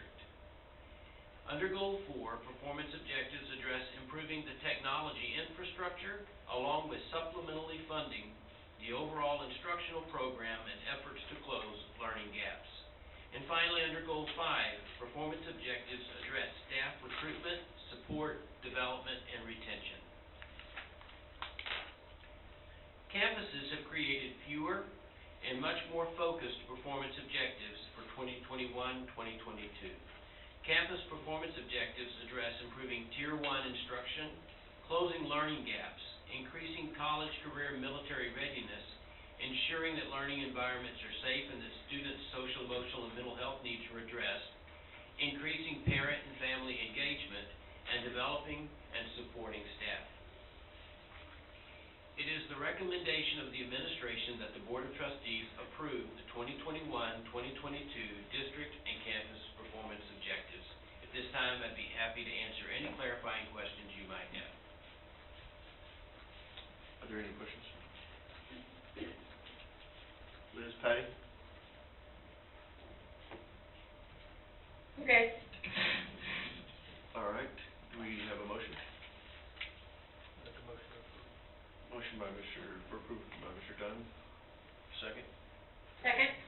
Second by Ms. Patty Sayes. All those, or any discussion? Hearing none. All those in favor, signify by saying aye. Aye. Aye. All those opposed?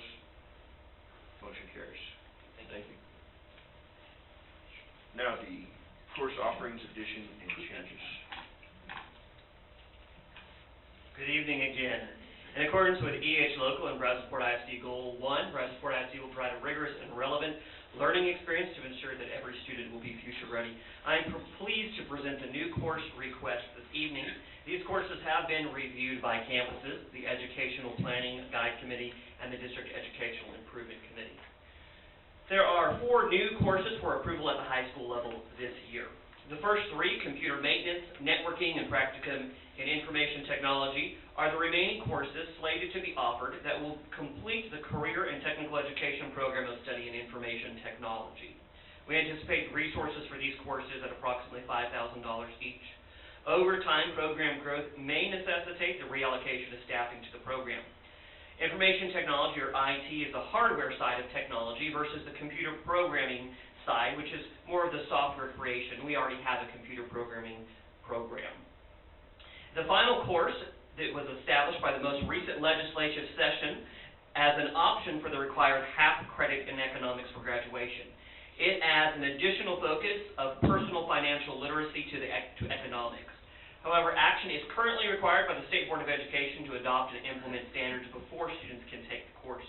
Contacts at the Texas Education Agency indicate that based on current timelines, the course may not actually be available until the 25-26 school year. So this last course is more of an informative at this point in time. However, action tonight will allow us to plan to offer this course as soon as it is available. The administration recommends that the Board of Trustees approve the new course request as presented. At this time, I'd be happy to answer any questions you may have. I have to ask you why. So the legislation established a timeline for TEA to adopt resources of next school year. However, they did not establish a timeline for the State Board of Education to adopt standards. So the standards have to be adopted prior to TEA adopting resources. So it's a interesting timeline of events there. Remember when I said education complications? Correct. Forever, the party never ends. All right, any public comments? Any questions from the board? We have a recommendation, we have a motion. Move for approval. I so moved. We have a, You're too late there. Mr. Reinhardt beat you to it, but we'll give you a second, Ms. Sayes. Okay, thank you. All those in favor, signify by saying aye. Aye. Aye. All those opposed, motion carries. Thank you. All right. Item E, class size exception for Hogg Elementary School. I'll read language acquisitions program first. That's a important thing. Oh, you read that? I'm leaving. Go ahead. Good evening again. In accordance with Board Policy EEB Local, and in alignment with district goal, BISD campuses will be safe and conducive to learning, I'm requesting that the Board of Trustees approve a class size exception waiver for T.W. Hogg Elementary School. The district seeks to maintain the 22-to-1 student-to-teacher ratio in grades K through 4. With the approval of the local innovation plan in May of 2017, the district was required to submit maximum class size exception waivers to TEA at different times throughout the school year. With fluctuating classroom enrollment counts common to our elementary schools, classes would be approved for a state waiver and then go back to or under the 22-to-1 ratio. The local innovation plan provision for class size exceptions provides the district with the flexibility to monitor class sizes for a longer period of time before determining to seek an exception from the Board of Trustees. The district is now exempt from the state law requiring a district to seek a waiver when classes exceed the 22-to-1 ratio for 30 days. Under the district's innovation, should a class size exceed 22-to-1 for more than 35 days, the Board of Trustees must approve the exception. Options to address classrooms that exceed the 22-to-1 maximum class size for more than 35 days include, first of all, hiring a teacher. The advantage of hiring a teacher is that it reduces the class size to under the ratio. But the disadvantages are finding space for a new classroom, moving students out of a class where they've already built a relationship with their teacher and classmates, and in this instance, finding another qualified bilingual teacher. Another option would be to add a certified teacher to the class to create a co-teach environment. The advantage of adding a certified teacher to the class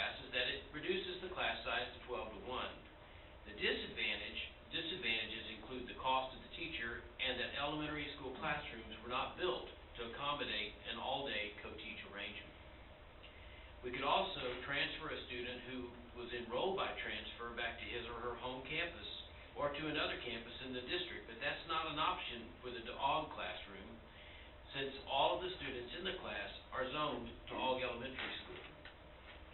We could also add a paraprofessional in accordance with district staffing ratios, and this option requires the Board of Trustees to grant a class size exception for that to happen.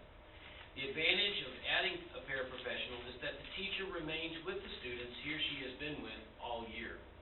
The disadvantages are the cost of the paraprofessional position and what to do with the paraprofessional if the class drops back to 22-1 or lower.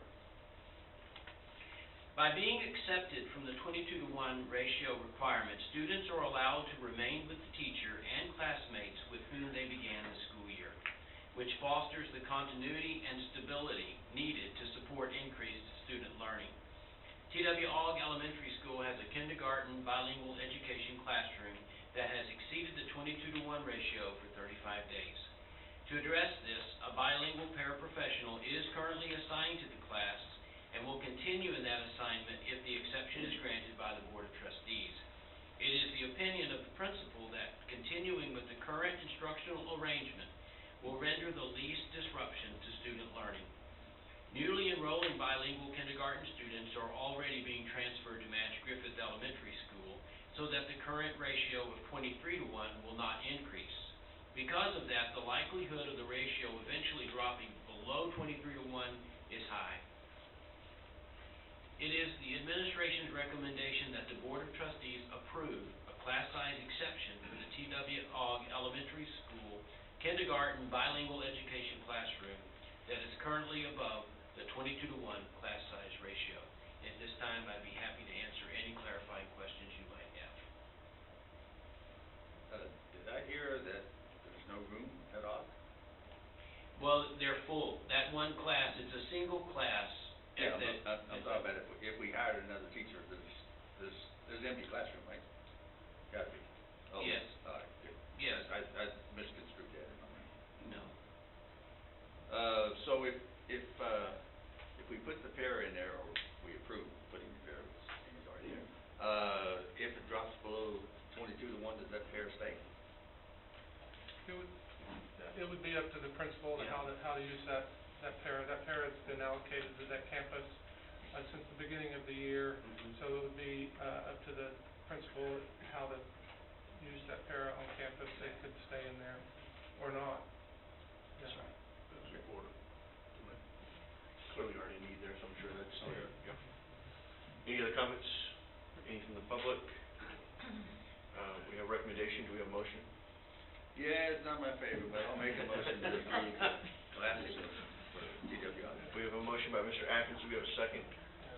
We have a second by Mr. Dunn. All those in favor, signify by saying aye. Aye. All those opposed, by nay. Motion carries. Thank you. We had no items pulled from the consent agenda. We're not doing the LAD program evaluation? That's in reports. I'm gonna get there, I promise you. Oh, okay, I'm sorry. Under reports, He's got a paper copy. A, Still can't do it. language acquisition program evaluation. I got you, never mind, I'm gonna be quiet, I'm leaving, I'm out of here. Hi, good evening. I'm Rita Kunda, Director of Language Acquisition and Early Childhood. Our department consists of 2 coordinators, John Thomas, and new to our team is Tracy Thomas, as well as 4 site-based campus clerks. Addition to our team this year is Tanya Montiel, a parent and family liaison. Together, we serve the English learners of BISD, and with the addition of our parent-family liaison, we are also able to serve the families in BISD as well. In BISD, we have students speaking more than 20 different languages, from the majority speaking Spanish to Italian, Urdu, and our second largest being Vietnamese. For the 2020-2021 school year, Brazosport ISD had an even larger decrease in the number of English learners. As noted in this chart, we saw a decrease in English learners from what we believe was largely attributed by families hesitant to send their littles, the pre-K and kinder students, to school due to COVID-19. As you can see in the chart, however, we have an increased number of English learners this year with a total of 1,469 students. Brazosport High School has 105, and Clute Intermediate with 138 have shown significant growth this year. Freeport Elementary has shown growth this year due to moving second grade bilingual from Velasco to Freeport Elementary, as well as an increase in their pre-K enrollment this year. Madge Griffith is another one of our schools that had an increase in LEP students due to moving the bilingual program from Polk to Griffith.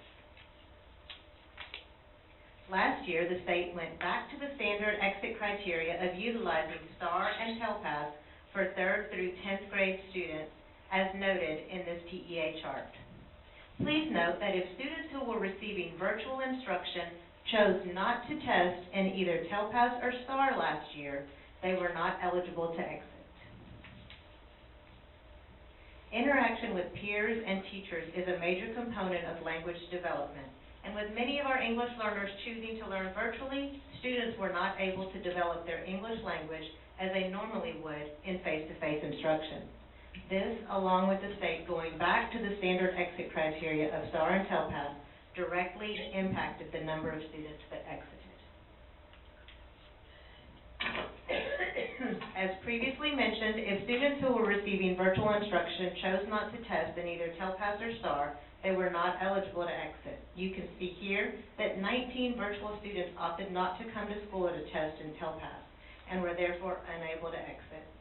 Additionally, we found that 18 virtual English learners opted not to test on one or more STAR tests and also were not eligible for exit.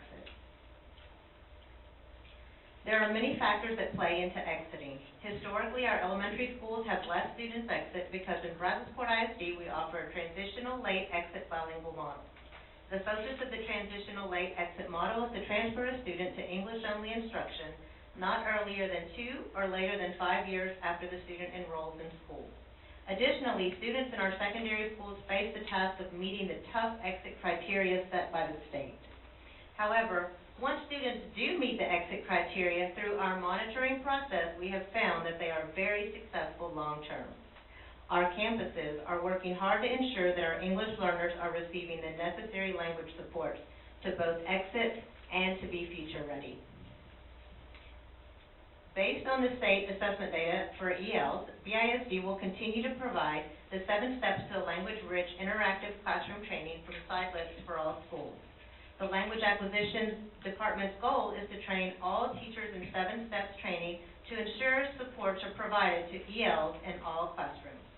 As a follow-up to the training, this year we will also provide on-site coaching with Sidelets.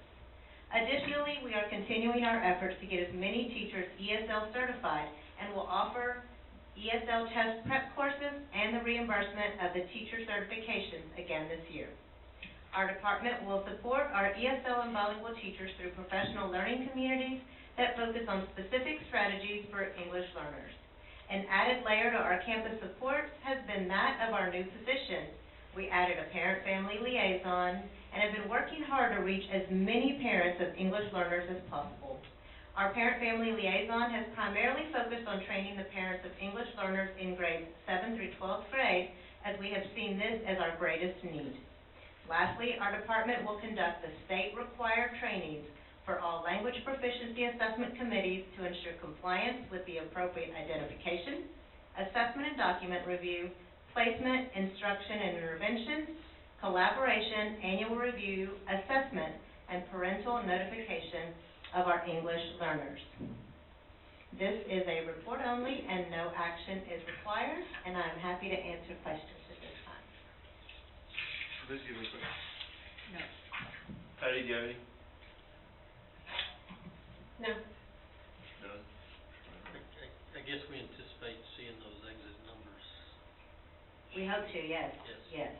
We have some additional supports we're putting in place, and hopefully we can get kids to school to test. And I know campuses are already working on adjusting supports to help students with that. Do we know how many of them went virtual Last year? this year? Oh, this year. ELs? Uh-huh. I don't have that number off the top of my head, but I can get it to you. Was it significant, I wonder? Well, we have 170 total ELs, and no, it was not significant. We had, off the top of my head, we had about 5 kinder, 5 first, 5, so, but tested grades, no, it was not significant. I would say probably 20 of that 170. But again, I can get that number to you. So how many English learners is virtual? This year? Yeah. About 20. Okay, I missed that. 170 total. 170 total, and about 20, more or less. Again, I'd have to go back and look, but low numbers. I think one of your best moves is having the liaison with 7 through 12 parents, because those kids there are not interested in, their culture's not going to school, their culture's work. And so that's very essential that we continue that program. She did already get 1 EL back in school this year, senior, to graduate. Friends with Parents had a big attendance last week in D7. So she's already reaching out to lots of families, and again, we're focusing on that 7th through 12th grade group. Do we know the number of exiting students?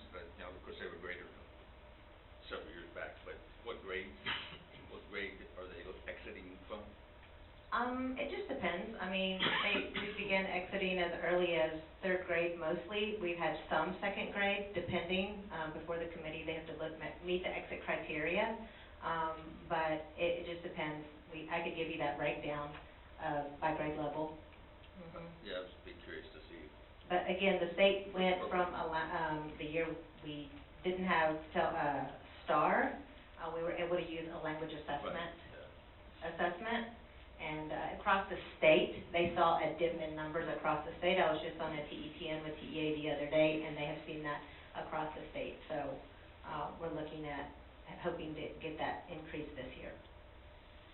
My normal question, do we know what percentage ESL or teachers are certified ESL? So y'all can get that to me sometime. Thank you. Not enough, right? Right, we're working to get more certified, yes. We've made for progress, sure. though. I'm sorry? We've made significant progress in that. Yes. Thank you. Thank you. Bond planning and construction update, item B.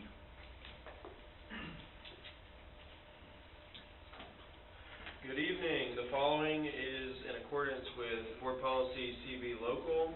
It is my pleasure to present the planning and construction update for the 2014 and 2019 bond programs. We are 82.73% completed or in progress for the 2014 bond program and 63.98% completed or in progress for the 2019 bond program. Here's just the timelines for the current bond projects and a quick summary of the 2019 bond projects. Here's an aerial view of the new high school, Brazoswood main campus. And this is the front entry. We're wrapping up that glass installation. It looks awesome. And those are 2 classrooms that are up there on the 3rd floor. This is a photo taken from the 2nd floor roof, looking also at the front entry. This is down at the student entry connecting to the 9th grade center. And this is the auditorium entry. And there's that round portion of the building that has the library and the aqua science. Those are stainless steel blue metal panels. They look very cool. This is the outdoor dining area just outside of the dining commons. This is up on the 3rd floor roof looking across toward the fine arts area. This is the front vestibule, and that'll be the reception office there on the left side of the photo. And this is just from the 2nd floor looking down into the vestibule. This is in the lobby, pretty cool stairwell with some seating area. Kind of looks like a stage. It'll be covered with wood flooring. This is just showing you the tile that's going to be behind all the drinking fountains. Here's one of the group restrooms. You can see the epoxy floor is down. It's the only photo I could get before they covered it. It's all protected now. This is in the clinic area. It also has that epoxy floor. It's just covered, we protected. Here's one of the life skills labs. And this is the choir hall. This is the shared office connected to the choir hall. Here's the band hall. This is the stage in the auditorium. The auditorium's full of scaffolding right now. We're getting all the overhead work done. This is the Main Street corridor that connects to the existing ninth grade center. There's a think space up there at the top of the stairs. Here's the ROTC classrooms that can be divided with the folding partition. This is one of the science labs on the second floor. We're getting all the metal casework installed now. This is the learning stair looking down from the second floor into the dining commons. This is the library. We've got some cool cloud ceilings going up. And then there's a overlook think space on the second floor. This is the admin suite on the third floor. And on to Brazoswood Baseball, the locker room addition. Here's a view from the field. Out to the field, there'll be 2 trophy cases. You can see one of them on the right there. And Brazoswood Tennis. Just a couple shots of that building. This is the coaches' locker room and restroom. Here's a shot of the coaches' shared office space. And here's one of the student locker rooms.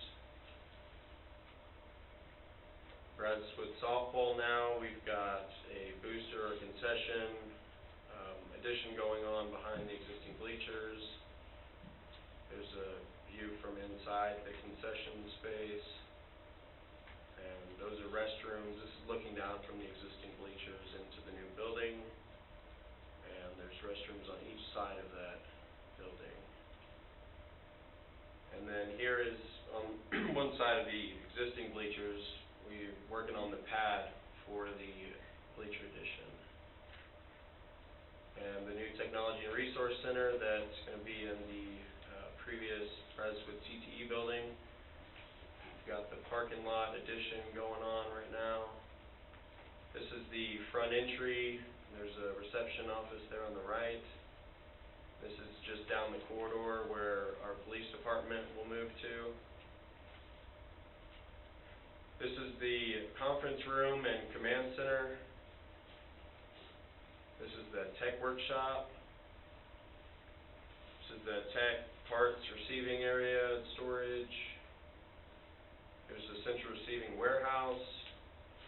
And here's the aerial view of the stacking lane that we built over the summer.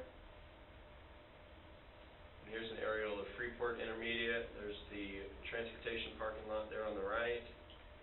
And then here's the restroom booster building that we built. Just inside one of the restrooms of that building. Here's the new bleachers and press box. It's a close-up of the press box. New scoreboard. And that's the visitor side bleachers. Close-up of the transportation, new parking lot. Intermediate culinary space that we added there. And that's it. Any questions? Any questions? Or is Freeport Intermediate play in there yet? No. Anybody else? Perfect, thank you. Thank you. Item C, Texas Association of School Board, Texas Association of School Administrators Conference Shareback. I think this was your Next one, you're speaking to stand, you can't reach it from here. Yeah, I can. Okay. All right, I attended the TexCon, whatever it is, TASB convention on the 24th to the 26th. I want to really highlight this one. This was Brenda George, Allison, and some guy, Whitehead, was around. They all presented. It was well attended, very highly interesting topic, and a lot of people came, and it was in the big room, and it was pretty full. And you can see the mission down there. And I think she's presented several times here in the district and around the other districts. And I told Dr. Robbie he ought to stay because his head's in the left-hand picture. And then on the right hand is Jaco. So, the luncheon, this was interesting in case what Brian just said. This is a advocacy networking for State Representative Gary Van Dever, District 1, which is up by Texarkana, I think. Well, I know it is up in there. He's a former ag teacher and superintendent and bus driver. He says he still has his CDL. In fact, one of the superintendents asked him if he was available in between sessions to help out. So anyway, one of the things that he highlighted was the reduced emphasis toward education because of all the other nonsense going on. And kind of interesting that Brian's, when you said about the state board, pretty much halfway did or complete anything for education. So interesting comment from him is on the CRT effort.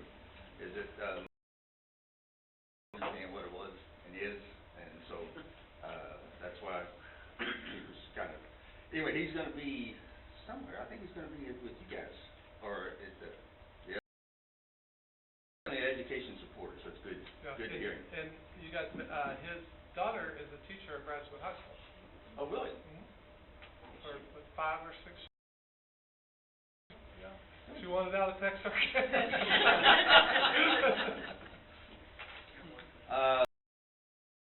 Assessment data to promote student growth. This was interesting to see. They had representatives from Grand Prairie and Del Valley and Tyler, and it's the effects of House Bill 4540. They're doing what we have been doing for a long time, so it's just kind of interesting to hear that. I actually think this Renaissance, there's different systems that each one of these use. I actually think they were trying to sell that system, but that's just my opinion. I don't know if anybody's ever been to a presentation by the Equity Center, but I think only Rebecca and Ron and I would enjoy the numbers. Anyway, they always get into it, very detailed, and they had some really good points here. I just made a few of them, but their contention that financial assets are available. All they just have to have is the political will. Lottery's up 16%. Oil and gas, they talk about the drop in that. It's only 10% of the total revenue. So, a drop is a drop, but it's not that big of an effect. So, basically, they're thinking for the next year, the total revenue is going to be 6+% up. 2023 session issues. I'll send this to Brittany's got this. But anyway, the INS costs, facility and equity, there's just a lot of keeps going up. So that's the way we don't have to do the Robin Hood. So cost adjustment, basic allotment, there's still that hasn't been. They think this is coming up, so we'll see. Current year collections and all that's the calculations and harmless.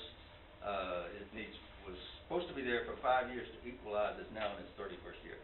So legislature's right on top. Session to inspire influence with emotional intelligence. I really didn't get a lot out of this one. They lost. Anyway, I went. Board Officers Academy. The question might not be the answer. This was kind of an interactive discussion. David Kumpel led it. Anyway, it was just be respectful of the questions and etc. So and it was good. I enjoyed it, but I just didn't get a lot out of it actually. But it was general session. Inspiration and education is priceless. This just hits home right here. Educators, the flourishing of humanity. Inspire students for critical thinking and lifelong learners. So hey, we're there. I mean, it hits home right now. The delegate assembly. entertaining as always and long. I missed Marath because it went so long, but I asked one of the TASB guys, and they said he didn't have anything new to say, so I didn't miss a whole lot apparently. With the Damon people, superintendent and a couple of their board members, first time they've ever been to any session like that. So then their board president said, I helped guide her because it's a little confusing at times. So she was happy about that. She enjoyed it. Basically, elected the officers for TASB and directors and et cetera, et cetera. Discussion on changing the advocacy agenda.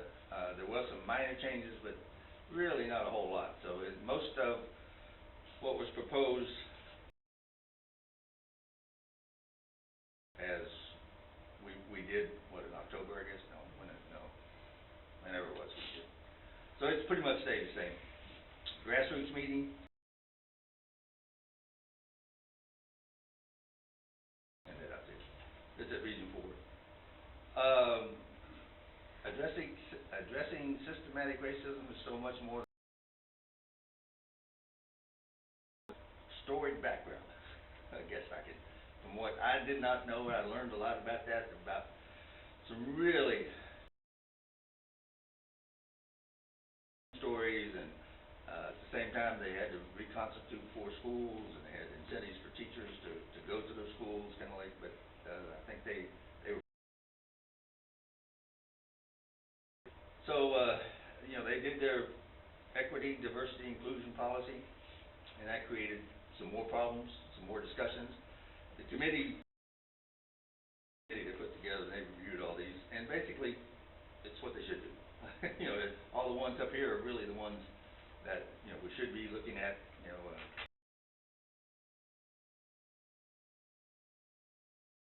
all students should be up there. And as Danny's always said, extracurricular and student voice, that's pretty important.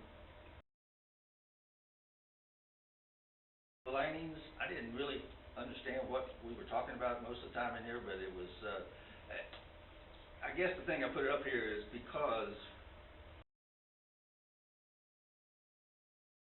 the narrow focus assessment practices, and they're hoping that's gonna, this group, this E3, I'm not sure who they are, they're consulting group.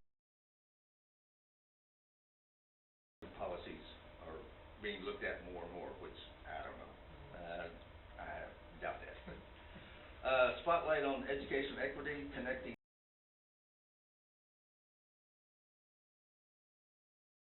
which I think we don't really pay a lot of attention to, but just to make sure that, we are serving a lot of meals now, and so is the country, so it's always food deserts and things like that, so it was kind of an interesting item that got included. Ignite the burnout, how leadership inspires the disengaged. I think this lady who presented this was really more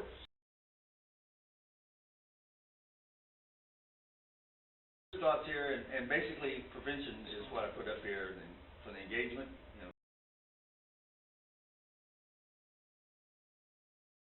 principals who were here earlier today, I think they do a good job of that. I will point out that Alvin and Columbia, Missouri both had 100%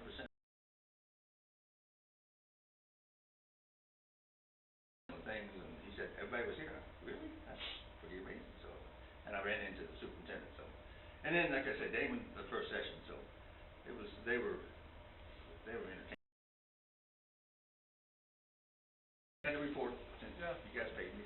Yeah. Thanks for your efforts there, Mr.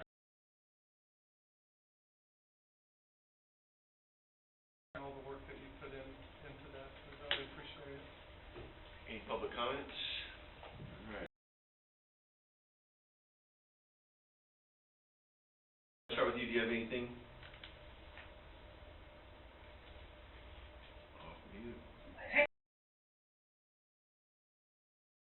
Or anything? No, I just thank y'all for welcoming me back in the next couple of months. That way I can participate, and I really appreciate it. Everybody. Pat,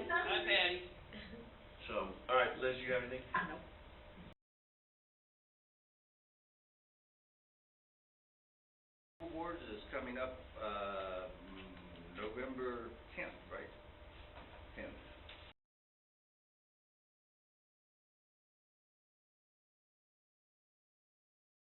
It's going to be a superintendent's panel, and our own superintendent will be in attendance with H.D. Chambers from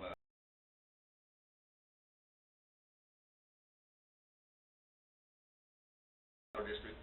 I'm not sure which one. So put it on your calendar. You should go listen.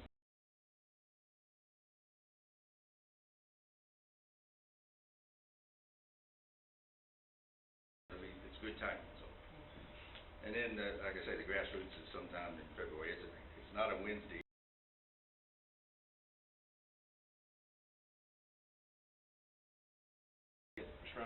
Hey, Jerry, when Danny It's a reason for you. Oh, Okay. sure. Yeah, we can get that, Thank you. Mr. Dunn, anything?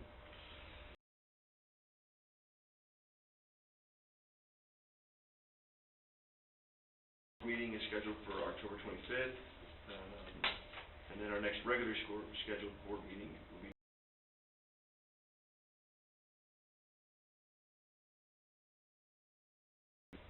So we can do something. Yep, Danny and I are gonna meet with him on Thursday, so we'll see.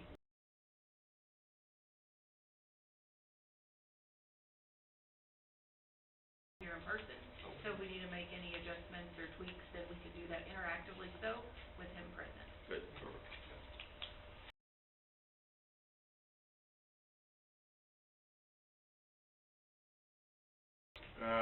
So if we have a motion to adjourn, we will do so. Motion? I guess Liz and I want to go. We got a second? All those in favor? Adjourned at 8:18.